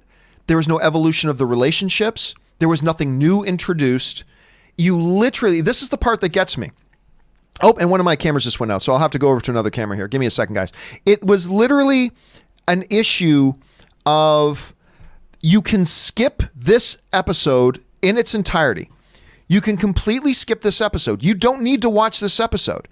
And then you can come back next week, watch next week's episode, and you'll never even know or realize that you had missed an episode. See, that's the crazy thing. You'll never even realize or know that you missed an episode. And when you do an episode of television and do it in such a way that it became completely inconsequential for anybody to watch it, there was no need for anybody to watch it. There was no imperative to even watch the episode at all. When that happens, then that is what people are calling a throwaway episode. At that point, it becomes an episode that you didn't even need to watch. And that is a throwaway episode. That is when something is completely unnecessary and they didn't need to do or anything like that. And that's really unfortunate. And this episode was one of those. No character development, no story advancement, no relationship development, nothing. It was completely wasted time. That was cheesy, had some unbelievably eye-rolling moments. Some, come on, why would this guy say that? It was the first episode of The Mandalorian that I thought was bad. And it's unfortunate, but hey, it is what it is. All right, next one up. Maul writes, John, the notification of one of your videos said pull out movies. I misread the title and thought it said the pull out move. And I said, so that's how he's avoiding COPPA, and also any updates on if you will stay on YouTube with January 1st approaching. So what Maul is referring to is, with the whole COPPA thing, the Child Online Privacy Protection Act, I have, like a lot of YouTube creators, I have been kind of nervous. I've been a little bit nervous. And I have considered maybe moving off of YouTube. Not that I was close to that decision. I'm just saying that's one of the things I had been considering is moving off of YouTube and then maybe even just becoming exclusively Patreon, where, I'll move to a subscription model where you have to be a Patreon supporter and you can watch a show and that's where I'll live, or maybe another platform or whatever. I have been hearing more and more things that have been making me feel a little bit more okay about it and feeling a little bit more at ease. There's been some new information coming out. The FTC has clarified a number of things. I still don't feel 100% good about it. I still don't feel 100% good about it, but I'm feeling better about it. So we'll see what happens once we get into 2019. For now, I'd say odds are I'm just going to stay on YouTube. But we will see how this sort of situation evolves. Thanks for asking, man. All right, Ryan Lohner writes, best final words ever. I go to my father's in whose mighty company I will not be ashamed. It is one of the great lines from one of the great characters in one of the great movies. You're right. That is we often talk about his lines a lot on this show. That's one we don't give enough love to, Ryan. And you're absolutely right. That one is grr-inducing. All right, Richard Karate writes, was Donnie Yen's Rogue One character a former Jedi? No, it was not. He is no Jedi, so no, he wasn't a former Jedi, unless they decide to retcon that at some point. Richard also writes, if like in episode 2, when Dooku defeats Anakin and Obi-Wan in episode 9, if the Emperor has Kylo and Rey defeated, and Luke just comes in, ignites his saber, and throws down with Palpatine, your reaction? Aw, dude, you know what my reaction will be. I will literally stand up, urinate, defecate, everything, lose all bodily fluid control, emotions, blah, blah, blah. But I am not going to pre-write the script in my head about the way I want this movie to go. I'm not going to do that. I'm just saying that if that happened, and there are 1,000 different things they could do that would make me really happy. I'm just saying that if that happened, I would become very happy. I would, again, lose all bodily function, completely lose my mind. It would be insanity. But yeah, I would love it. I would love it. Again, but even then, they could do that, but set it up in such a way or execute it in such a way that it just makes it terrible, right? So we're sitting here in theory. Yeah, in theory, that sounds cool, but it could be the worst thing for the movie. We'll have to wait till we see it. But just in theory, oh yeah, it would make me one happy camper. There's no doubt about it. It would make me very happy. All right. Hayden Burke writes, I have loved Mandalorian so far. Episode 2 was incredible to me, yet episode 5 was just lame. Felt like a YouTube fan film. The fan service, visual effects, performances, and all aspects of the direction were truly amateur at best, not liking Filoni's work at all. I will say this. I'm going to disagree with you about the effects. I actually thought, not completely cinematic quality, but I thought a lot of the effects were actually pretty good. I'll give it that. And again, like I said, giving the devil his due, I thought the opening of the show was exciting and looked fantastic, and I dug the opening. Other than that, it was the weakest of the episodes so far. Accomplished nothing, moved nowhere, no character development, nothing new introduced. It was literally a throwaway episode. It's literally a throwaway episode. You're not going to pick up in the next episode and have any consequences. But again, I thought the effects were all right. But anyway, we'll see. Ryan Lohner writes, after seeing your murder mystery video, I have to recommend a sorely underrated Agatha Christie film, The Alphabet Murder, starring Tony Randall. So for those of you who don't know, like when somebody sends in a question, but like they tip or super chat like $50 or more, which I do not expect to happen often. But when they do, I like to give them their own video. So I create their own standalone 3 to 5 minute video. And one of the questions, I believe it came in from Angela, who asked about, hey, now that I've seen Knives Out, what are some other great murder mystery movies we should watch? And the ones that I recommended were Murder on the Orient Express, The Big Sleep, and Rear Window are the ones that I recommended. And they're all terrific and stuff like that. So Ryan, that's a nice pick as well. Anything Agatha Christie, because of course, Knives Out is a heavily Agatha Christie influenced movie, so that's actually a really, really good one to bring up. All right, Jeffrey Holy writes, hashtag John Campea Show, yes, it has finally been confirmed, haha, Die Hard 5 is a Christmas movie. No, it is certainly not. Hashtag whatever. So no, you can say it's a Christmas movie all you want, but it all depends on your definition.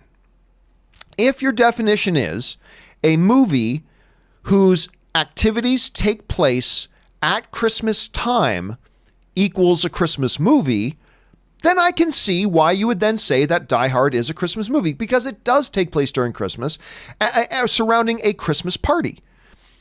So if that is your definition of a Christmas movie, I get where you're coming from. However, that to me is not what the definition of a Christmas movie is. A Christmas movie is a movie where the spirit of and the nature of Christmas itself becomes a thematic integral part of the narrative of the story. That's not the case. So by your definition, it is a Christmas movie. By my definition, it is not. But it all depends on your definition, I suppose. Anyway, Superman Steve writes, John, I just wanted to say I'm really sorry about that stupid comment on the show yesterday about Carrie Fisher not being CGI. What do you apologize for? There was just a question. There wasn't anything stupid in there. I just feel really dumb after I wrote it in. I just want to say I absolutely love this show. I hope you have such a wonderful day. Superman Steve, there's nothing stupid about it. You raised a question. There was nothing. You have absolutely nothing to apologize for. So don't even give it a second thought, brother. Don't even give it a second thought. All right.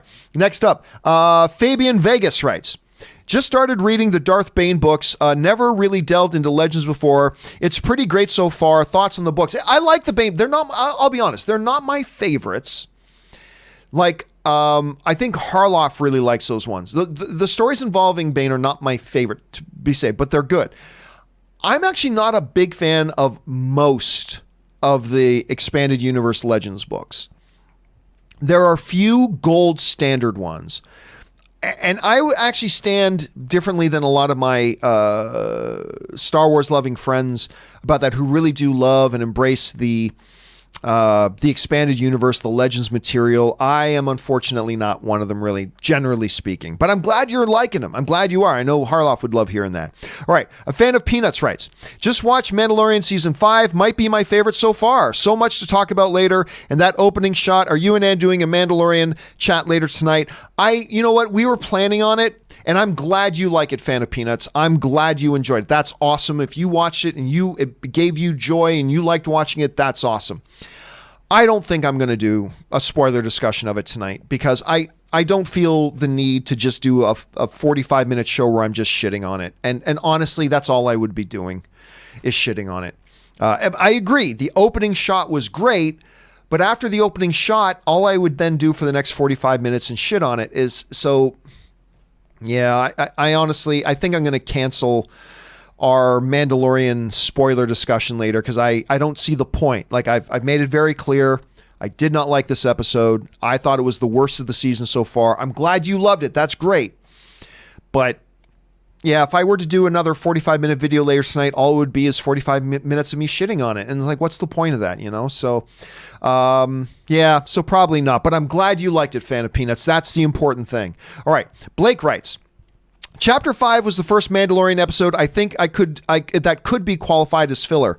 I still enjoyed it, but it didn't further the plot very much. Still some cool moments, and I think maybe a Top Gun nod in that opening scene.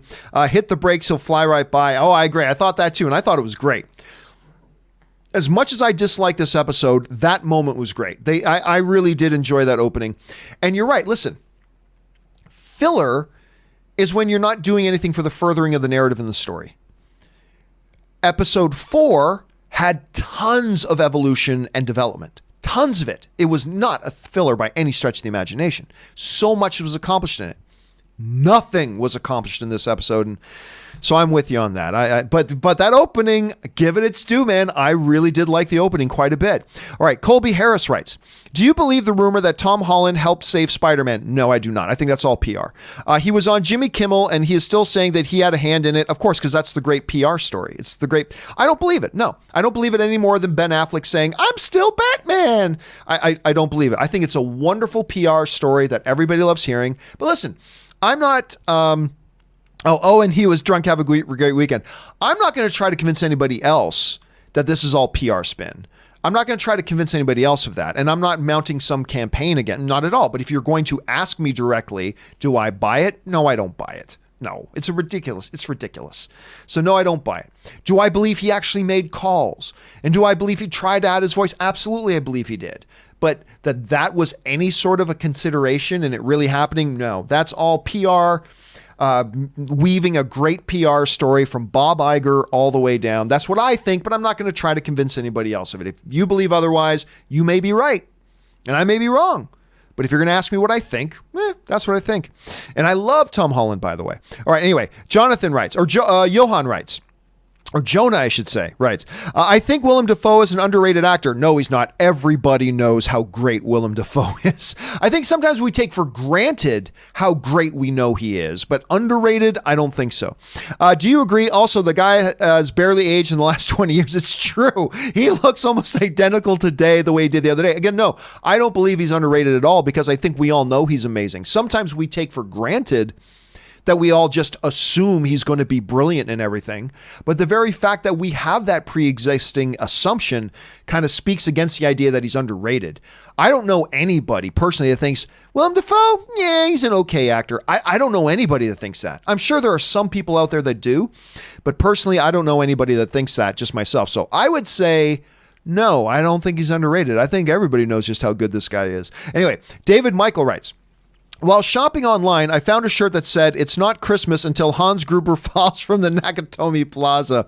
If it was possible, I would have bought it and sent it to you. Happy holidays, John, Aaron, Chris, Rob, and of course, Werewolf Ray. Thank you for that. And that would have been a funny thing to get in the mail. That would have been pretty funny. I probably would have wore it too.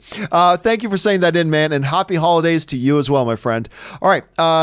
Gfo just sends in a super chat to be supportive. Thank you so much. And then he follows it up with 1 of 4. I saw your tweets yesterday about the Snyder Cut asking if it's 100% post-production finished. When Zach said, "I have a cut, it's done," I believe there's 2 misinterpretations of what's being heard. On one side, hearing it's done, ready to be released, and another side hearing he has an assembly cut. Yesterday, Zach replied on Twitter, Scott Mendelson saying, the assembly cut was nearly 3/4 of 5 hours long, and on Vero posting a picture of the Goldberg film reels containers Justice League director's cut running time 2 hours and 14 minutes written on them. Doesn't this prove that it's complete? No. Here's the thing. Warner Brothers has already confirmed it's not complete. Anyway, and the reason why Zach hasn't specified, because when he said, "I have a cut, it's done," he means it's completed and that it's up to WB to simply just release it. No, this is the thing. It has been reaffirmed and confirmed 100 times by studios, by people who worked on the film, all of this. The edit is done. The edit is done. But the edit is only one part. The edit's only one part. And I even believe there's some post-production work done on his edit. But a fully completed version, all you have to go to Variety and go to the Hollywood Reporter. They will all confirm that it's the reason why Warner Brothers is saying, no, we're never getting into that, because they don't want to spend the millions and millions and millions of dollars that it's going to take to actually do all the post-production work on it to finish something like that. Zack Snyder didn't do that. He can't. He has a finished edit. Of that, I have no doubt there are apples in the bag. He's got his edit. As a matter of fact, Zack Snyder has said on record, and you've all seen it, he said he has several cuts of the film.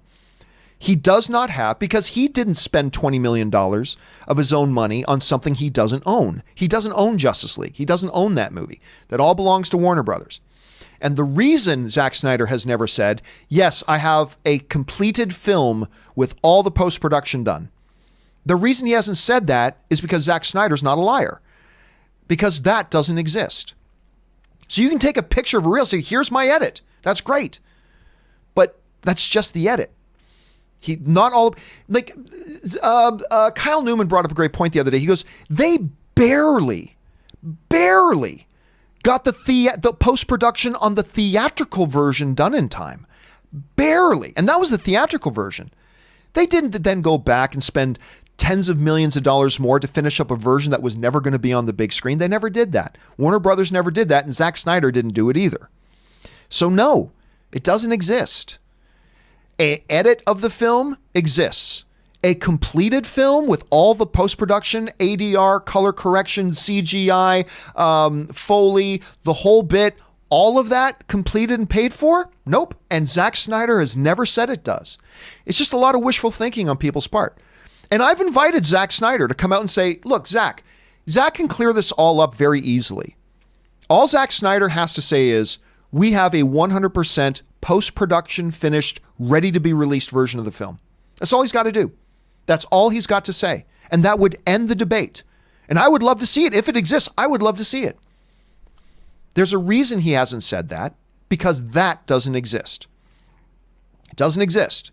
People need to change the hashtag release the Snyder Cut to hashtag finish and release the Snyder Cut. The edit's done. It's locked. He says his edit is locked. Great. But the post-production isn't finished. It's not. Just isn't.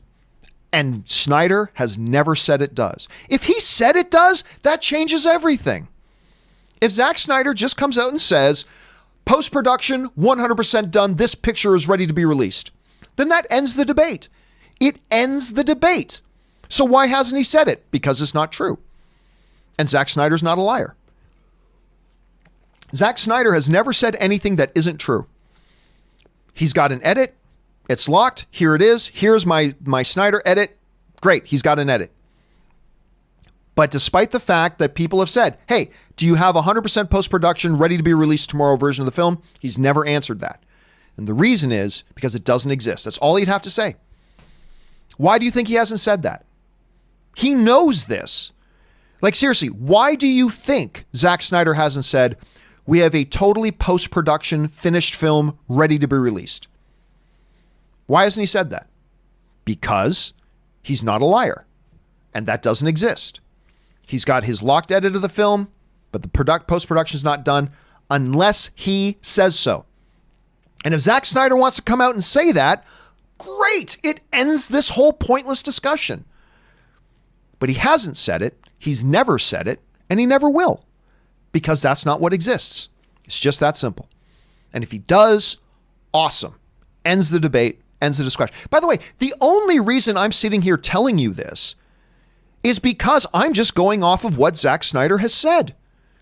Zack Snyder has told the truth 100% the whole way through. It's just that people are adding extra meaning to what he said than what he actually said. I am telling you that 100% completed post-production finished thing doesn't exist because Variety says so, Hollywood Reporter says so, Warner Brothers says so, and Zack Snyder has never claimed that such a thing does exist.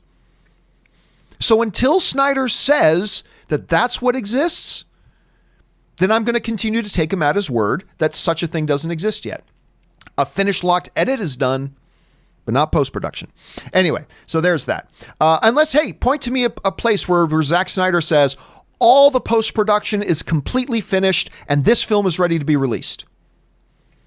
Point me to that. You can't because he hasn't said it. And if he does come out and say it, awesome. That ends the discussion. So I invite Zack Snyder, who I worship and idolize, and I will always be in debt to him for creating the most underrated comic book film of all time in Man of Steel. But as a fellow fan like all of you guys, I invite Zack Snyder to come out and clarify. Does that version of the film exist? A fully completed, all post-production done, ready to be released tomorrow. Does that version exist? Does that thing exist? But he won't answer that because he can't. So anyway, there's that. All right, Joe Byram writes, I have acquired some IPs. I'm hiring you to produce one of them. Which do you choose? Manimal, Mantis, Street Hawk, or Automan? Automan. I go Automan. Because Automan, if you remember, for those of you who don't remember Automan, I mean, this was when I was a child, but Automan was a television series that's kind of trying to take advantage of the Tron thing. But I think that is something that could very easily translate to do. You could do an iteration of Automan today that I think would be pretty fascinating and interesting. So, whereas the other ones, look, they all have potential and they all have drawbacks. But I think Automan is the one that has the most potential to it. So I would probably go Automan myself. All right. Jonah writes, what is the worst comic book film of the decade? Mine is Fantastic Four. That film is miserable to watch and bored me to death. I also can't believe how poorly produced it is. I don't know. I'd have to have a full list of every single comic book film that's come out in front of me to answer that question. And I simply don't have that. I don't hate the Fantastic Four film as much as a lot of people do because the first act is actually pretty good. The second two acts, but the first act is actually pretty good. I've told this story before, but I remember I was at 20th Century Fox. I was on the Fox lot watching a screening of Fantastic Four that they invited a bunch of people to go and watch. And we're expecting this movie to be a disaster. Everybody was expecting this movie to be a disaster. And I remember I was sitting next to Christian Harloff. And about 1/3 of the way into the movie, the first act of the film, Christian and I actually turned to each other looking pretty confused and going, this actually isn't that bad. It wasn't great, but we were like, this actually isn't bad. This is pretty good so far. And then, of course, the wheels came off the other two. But as far as which one I would say is the worst, I don't know. I would have to have a list in front of me, so I can't really say. Anthony Cullen writes, when I saw Black and White, Black Widow. Guys, please don't use short form. When I saw the Black Widow trailer, I said, I liked it, but I know John will hate it. So color me surprised that you like it. Yeah, I liked it. I thought it was pretty good. I'm not interested. I have not been interested in a Black Widow movie. And the stuff I saw at D23 wasn't bad, but it wasn't all that great. I actually thought they did a really good job on that trailer. So yeah, color me surprised too, Anthony, because I was as shocked as anybody that I kind of liked it. Actually, more than kind of liked it. I quite liked it. I thought it was pretty good. Justin McFarlane writes, Adam Driver just jumped to the top of my best actor Oscar list for Marriage Story. Powerful performance. ScarJo was awesome too. Excellent movie as well. I haven't watched. I've been waiting to watch it on Netflix. I know I'm going to get a chance to watch it really, really quick. But everybody is saying, all the awards people are saying that Adam Driver is going to get a nomination for Best Actor for Marriage Story. And of course, ScarJo is always fantastic. So I'm very, very excited to watch this movie. I can't wait to get into this one, Justin. Thanks for sharing your thoughts on that, man. All right, Carlos Sosa writes, greetings from Buffalo. I've spent a lot of time in Buffalo. Really enjoying The Mandalorian a lot. If A New Hope was inspired by Hidden Fortress, Mandalorian has notes from Lone Wolf and Cub. Go Bills, I have spoken. Well, it's not just that. It's a lot of as we've watched this show unfold, you are seeing different old style Western influences all the time. Just last week, Magnificent Seven, or even going back more than that, Seven Samurai, which then was reinterpreted in Three Amigos. You had that sort of influences as well.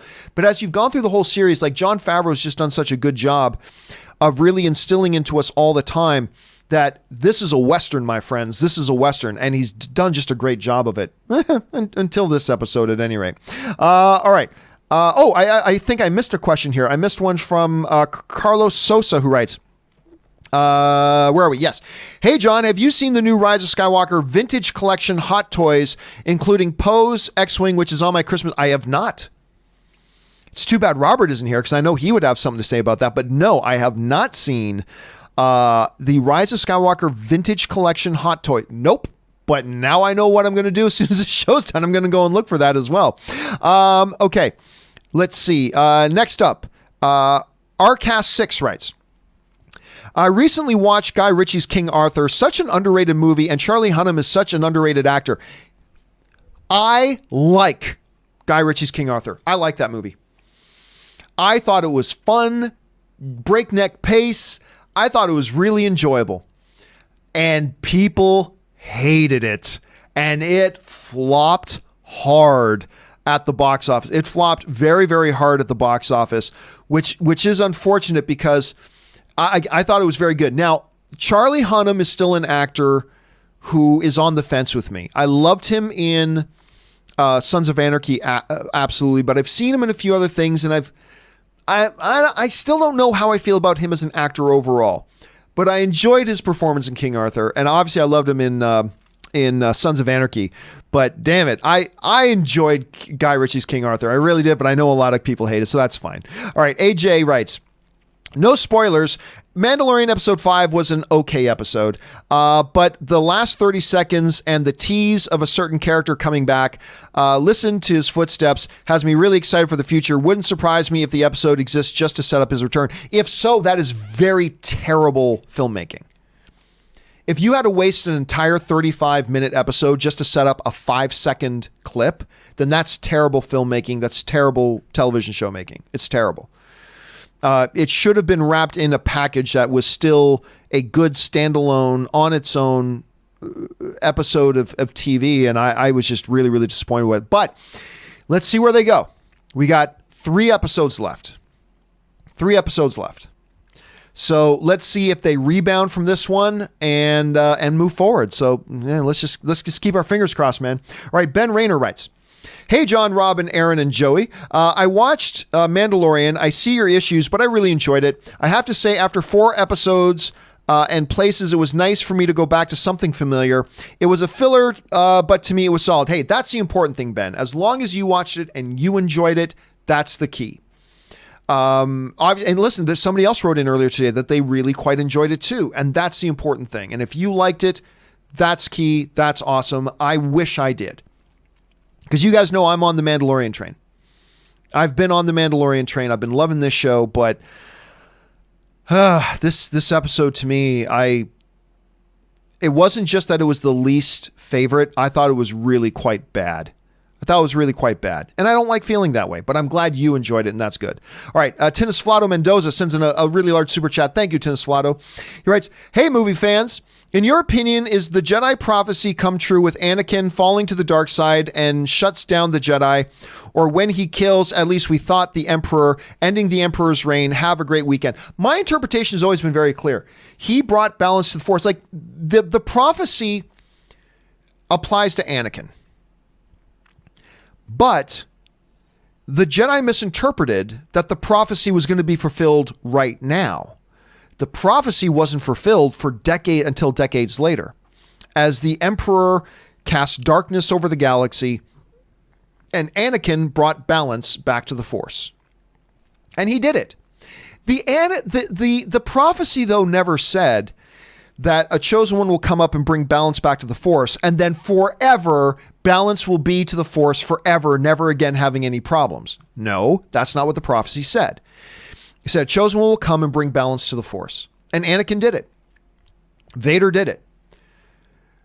By defeating the Emperor and throwing him down that thing and breaking the Emperor's rule over the galaxy, a generation of peace and stability came back to the galaxy. Of justice and light and everything came back to the galaxy for a period of decades. You know, the hold of the darkness of the Empire was broken. But that never meant that it was going to be that way forever and ever. Later on, there will be new challenges and new things that will arise, and they did. But that doesn't undermine... See, I still hear people say that the Emperor being back undoes what Vader did in Jedi. I'm saying, no, that's stupid. It doesn't undo anything. What Vader did was he defeated the Emperor, it destroyed the Empire, and ushered in decades of justice. Decades of it. Now, yeah, something later on down the line happens, and there's new challenges to confront, even if they're former challenges.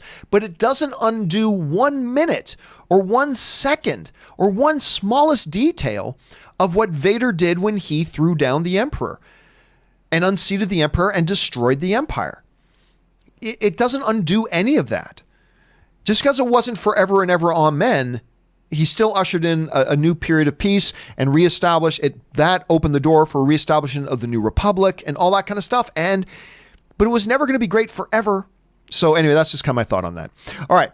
Senior Film writes, remember the Sony Disney Spider-Man debacle? Doesn't it feel like that was a lifetime ago?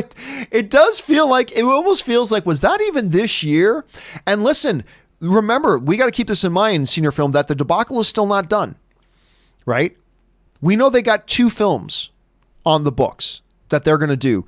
Then we've got the whole drama about how they ending those 2 films and what happens after that. We're assuming that Spider-Man then just goes back to Sony after these final 2 films, or do they use these next 2 films to buy themselves time? Are Disney and Sony just buying themselves time by signing a 2-film deal right now to give themselves more time to, draft and architect a new deal that might stretch even longer? Or is the plan just to do these 2 more films and have them go back? So there's still drama. But yeah, it does seem like it was a little bit ago, Senor. All right, Robert Liam just sends in a super chat to be supportive. Thank you, Roberto. Wicked Man writes, hey, John, in your opinion, what's the better movie, Vertigo or Citizen Kane? I am not like one of those guys who thinks Citizen Kane is the greatest film of all time. I'm not one of those. But Citizen Kane is great. Vertigo's wonderful. But Citizen Kane is such an influential and important film, and it's just great on its own. Rosebud. I'm going to go Citizen Kane. on that one. Jarrett Shirley Garcia writes, hey, GC and gang. If Palpatine does somehow cheat death, would that make him the most powerful Force user in Star Wars? I don't see how not.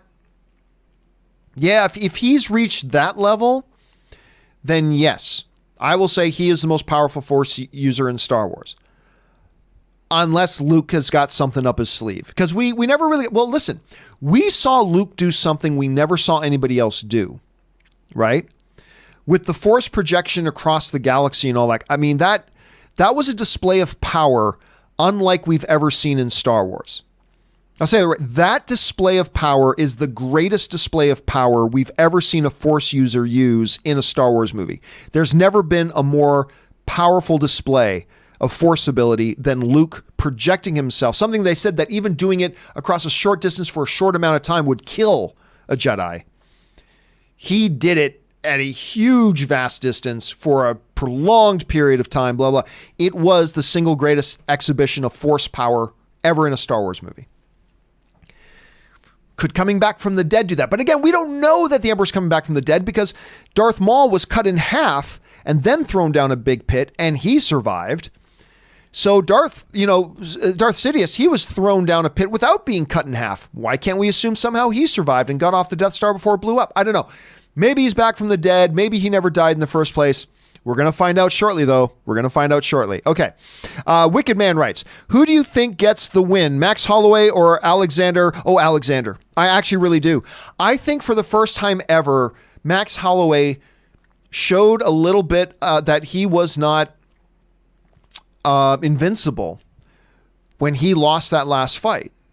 Now, granted, he changed weight divisions, but he got beat. And listen, Alexander Volkanovski is no joke. I've only seen, to be honest, I've only seen 3 of his fights. I've literally only seen 3 of his fights. But he is, damn, he's for real, this kid. And I'm actually going to bet against the Vegas line, and I'm actually going to bet Alexander walks away with the belt. We'll see. I wouldn't put $100 on that, but I put $5 on it. I think Alexander's going to pull off the upset. All right, Jack Bauer writes, what are your plans to prevent having someone accidentally reading Super Chat spoilers in the days leading up to episode 9? I'm not sure. I'm not sure I've got a plan. I really don't, because you know what I'll probably do is I'll probably have one of the guys monitor it and then give me updates. So that's probably going to have to be something that I do. So it's a good question, Jack. So I'll probably have Ray or fact checker Jonathan monitoring those things and then sending me texts, sending me messages, updating me on something that's coming up that I need to be aware of, or give them the ability to delete it. So yeah, we're going to have to keep that in mind. It's a good thing to bring up, Jack.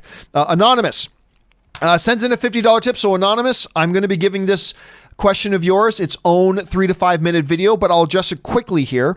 One of 2. Hey, John and the gang, just wanted to support the show and drop you all a message that says thank you to all of you for making my day a little better. You see, I am disabled and housebound and can barely stand up. It's a struggle to stand, let alone walk. Oh, and Dave is the way. He put in his name on the second one. And watching you guys and girls spread joy and keep us informed lights up my days. Thanks to all of you, not just John, Chris, Aaron, Robert, and Christian as well. I love how you may have different views, but you all give each other respect. Thanks for all your work. Oh, Dave, dude, the honor, believe me when I tell you, Dave, the honor is ours. The honor is absolutely ours. And you are under no obligation to say that or to send that in, but thank you for supporting the show. I appreciate that, but more importantly, thank you for allowing us the honor of being a part of your day. And thank you so much with the kindness of your words. You have no idea. You know, Rob and I and Aaron and Chris and Ray and Jonathan too at times, we've often talked about a lot of the messages that get sent in and how much these messages move us and inspire us. And it's a testimony to the power of film, to the power of stories, and to the power of the fan community that loves them. And I think that's all a testimony to that.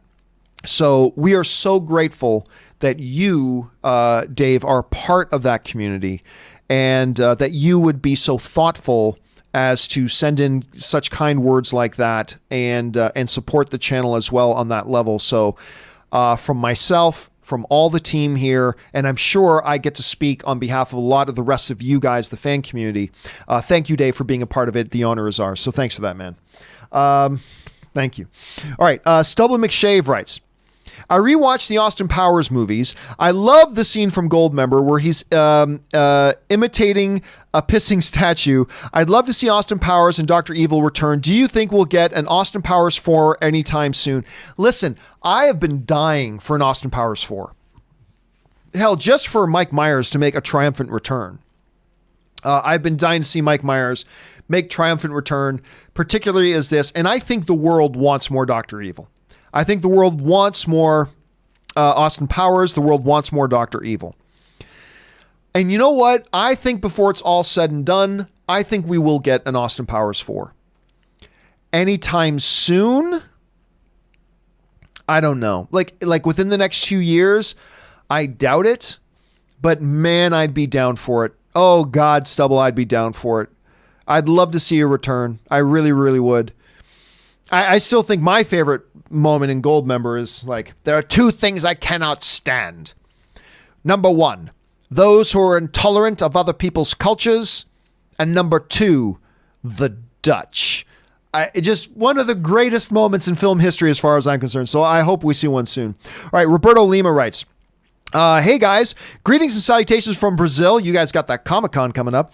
Did you know that Kevin Feige, J.J. Abrams, Kathleen Kennedy, and the main cast of Star Wars are down here for CCCP? That's the big Comic-Con down there. I've heard. I've got to get down to this. I think next year I got to figure out a way to get down there that I can be at this thing, because it just keeps getting bigger every year.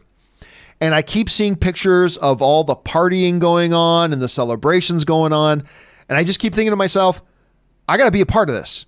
I got to figure out to be a way to be a part of this, because this just sounds so damn good. And yeah, it sounds like the bigger and bigger names are going down there as well. I mean, it's becoming probably more significant than New York Comic-Con. It's probably now San Diego Comic-Con and this CCCP in Brazil. And I got to get down there for that. So anyway, if you got pictures to share, Roberto, make sure you send in some pictures. All right, Jay Master writes, all of the 3 Home Alone movies are on Disney Plus. I didn't know that.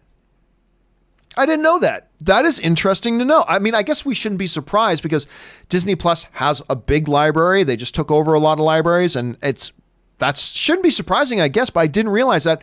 And I was just saying, I haven't seen the original Home Alone probably in about 7 or 8 years. I think I have to get Ann and sit down with me and watch Home Alone again. So thanks for pointing that out, man. All right.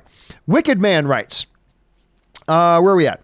I know you think Steven Spielberg is the best director to ever live, but in my opinion, the GOAT is Martin Scorsese. I love The Irishman and really most all of his films. Raging Bull, Goodfellas, and Taxi Driver are just some of his best. Hey, listen, you cannot take away from the greatness of Martin Scorsese. Let's be clear about that.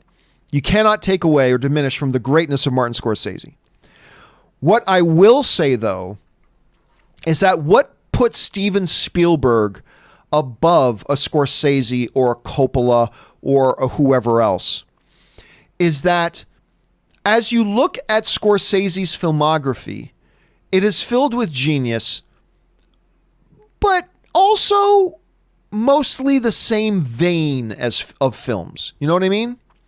Not that they're all the same movie, but a lot of them fall into the same vein of movies. When you're talking about Goodfellas, The Irishman, Taxi Driver, it's the Martin Scorsese DNA, which makes him amongst one of the greatest of all time. But Spielberg can do it all. He can do period piece. He can do sci-fi. He can do action. He can do comedy. He can do deep drama. He can do based on true life events. He can do total fiction. He can make E.T. and Jaws. He can do Abraham Lincoln. He can do Ready Player One. He can do it all. There's not a genre of film that Steven Spielberg can't do and can't do brilliantly. To me, that's a differentiating factor that, in my opinion, at any rate, easily makes him the greatest. He is the GOAT. It's not just that he's made all these Academy Award winning films and all these iconic movies. It's not just that. It's that he could do it in any genre. You put your hand into a mixed bag and just pull out a random piece of paper that's got a random name of a genre. He can do it and make it an Oscar nominated Best Picture contender. And not everybody can do that. Very few people can do that. Most great directors, they have a certain DNA, and that's what all their movies are. And that's great. Nothing wrong with that. Tarantino's like that. Scorsese's like that. Hell, even to a degree, Christopher Nolan's like that. But Spielberg can do it all. He can do it all. There's nothing he can't do when it comes to making a movie. and do it world class in every single one of them. And that's why, to me, while I love Scorsese, and he is one of the all-time greats, that's to me, though, is the differentiating factor between Spielberg and everybody else. But that's just my opinion, though. All right, Lone Wolf X6 writes, hello, crew. Hope you're all having a wonderful day. We are so far, thank you. So Sunday is Crisis, so we know Black Lightning is in Crisis, but I find it weird they don't advertise 6-part crossover because his next episode will show how he enters the crossover. I don't know. I'm caught up on Arrow now. I'm caught up on Flash. I am not caught up on Black Lightning. I'm actually a number of episodes behind on Black Lightning, so I'm not quite sure how that's all going to be arranged. But I know that Sunday we got our first look at Crisis. I know a lot of people are very, very excited. I'm stoked that Black Lightning is going to be in there. I'm actually quite a big fan of the Black Lightning show, even though I thought it looked stupid to start, and he still has the worst costume, and his costume's only gotten worse. But all that aside, it's going to be really interesting to see how they tie all that in at this point. But how they're going to do it with specifics, I don't know, because I'm like at least 4 episodes behind on Black Lightning at this point. So we'll see where they go with that. All right, just got time for a couple more here, guys. Morse Codes writes, whatever else they're saying, the comments from Boyega, Isaac, and Ridley, who've all at one point or another been less than enthusiastic about both doing more Star Wars after Rise, make me think they really haven't had the best experience. Oh, no, that's nonsense. I've been around them. Everybody likes to read and interpret things into words that they've never said. And actually, if you listen to Boyega's like, oh, hell yeah, I'll come back and do it again. I mean, I'd have to have, I want Daisy there as well. And it's got to be Daisy, and it's got to be Oscar Isaac. Yeah, Oscar and Daisy, I said, it's got to have Oscar and Daisy, but I'm back. I'm in. Absolutely. And when you listen to Oscar Isaac, and Daisy Ridley, they're just both like, I don't know how you top this movie. I don't know how you top The Rise of Skywalker. Now, you and I haven't seen The Rise of Skywalker yet.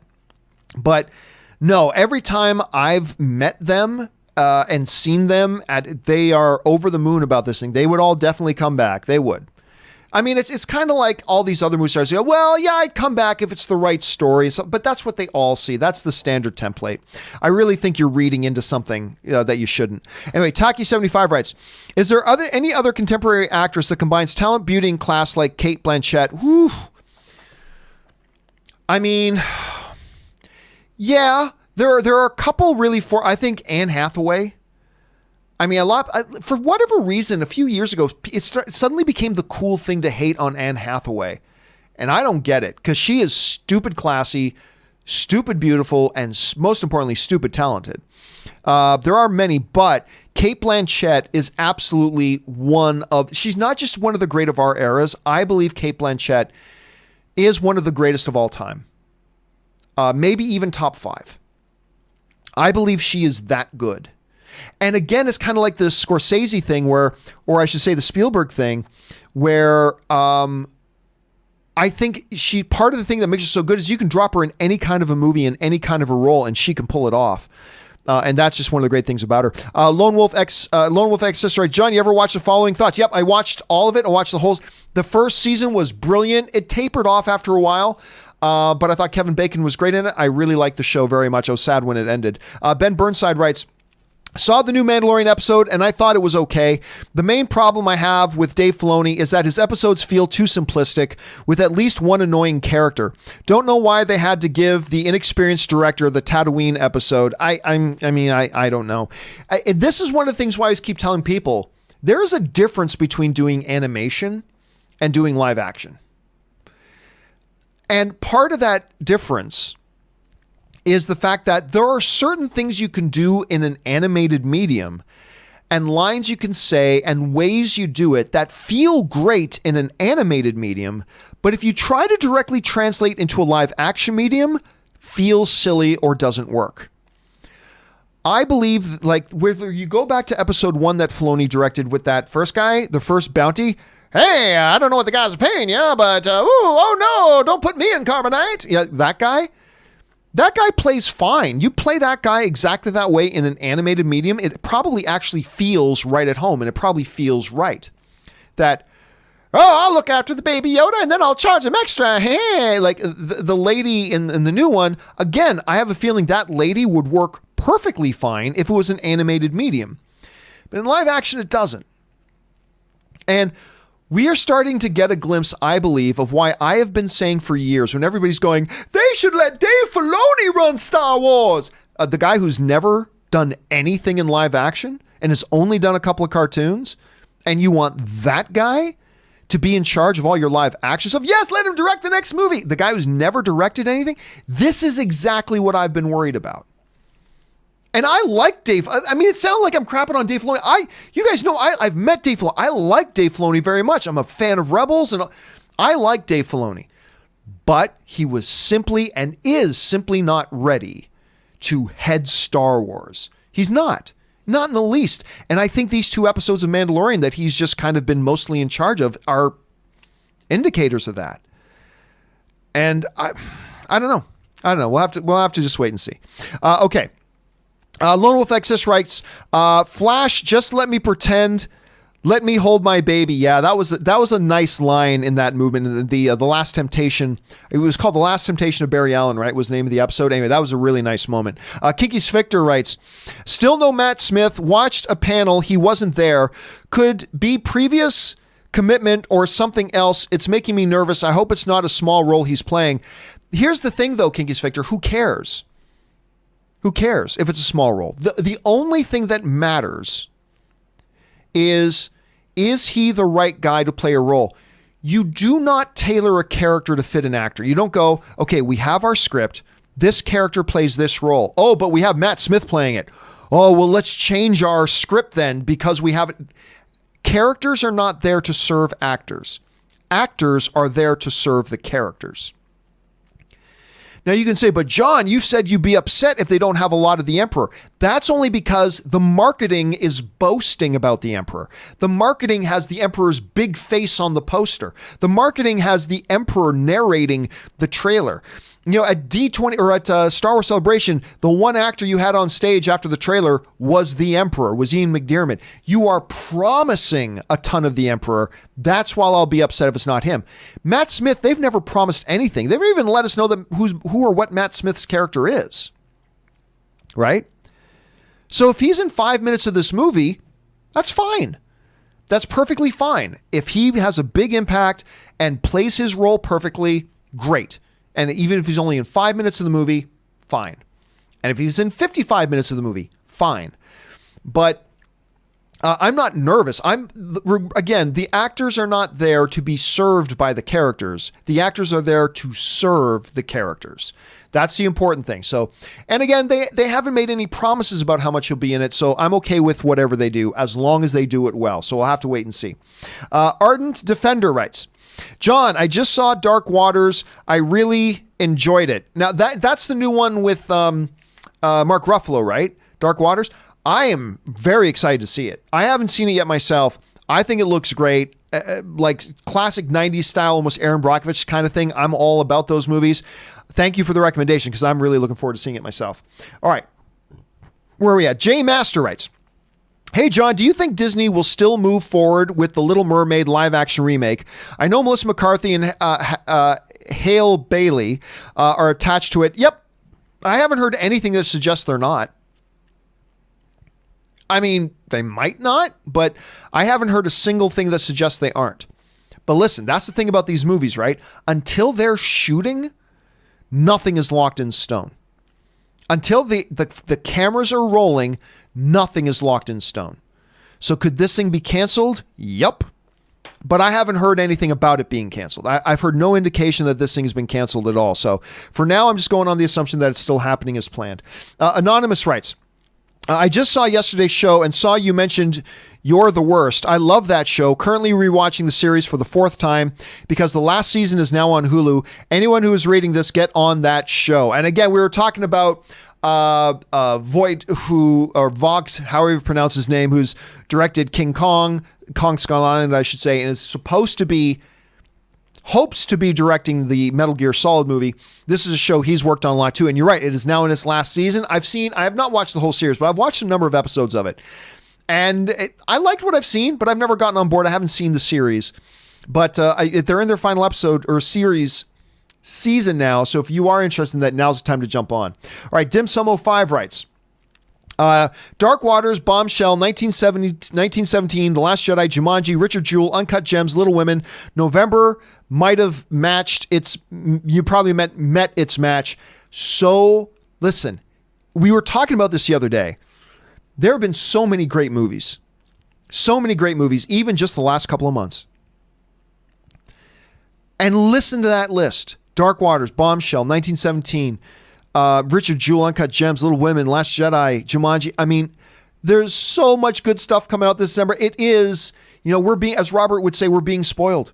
We're absolutely being spoiled by insane quality right now. I cannot wait to watch most of these. All right, Swimmy writes, last two questions of the days. Your guys' opinions on Chinese censorship in Hollywood makes me wonder how many movies versions were never fully realized because of it. I'm not getting into that because there's nothing definitive that's been said. We don't know. It's a lot of interpretive stuff, and I'm not going to get into that whatsoever. I appreciate you asking the question, but that's not one I'm going to even touch with a 10-foot pole right now. All right, Dim Sum 05 also writes, even if we pretended that Snyder Cut, even if we pretend that a Snyder Cut that's ready to release in theaters for paying customers exists, what would that say about Warner Brothers investing all those resources into it? Yikes. I mean, and that's the thing. Warner Brothers hasn't invested those resources into it. Warner Brothers, I believe, will not invest the resources into it. Again, until Zack Snyder says that they did. I'll believe him if he says that they did, but he's never said that. Yeah, like I said, both Variety and the Hollywood Reporter have spoken to people at Warner Brothers. They've written reports about this, and Warner Brothers has told them they have no desire or interest to complete or release any such thing as a Snyder Cut. And a lot of people like myself included actually thought, you know what, a Snyder Cut would be a not bad little thing to add on to HBO Max.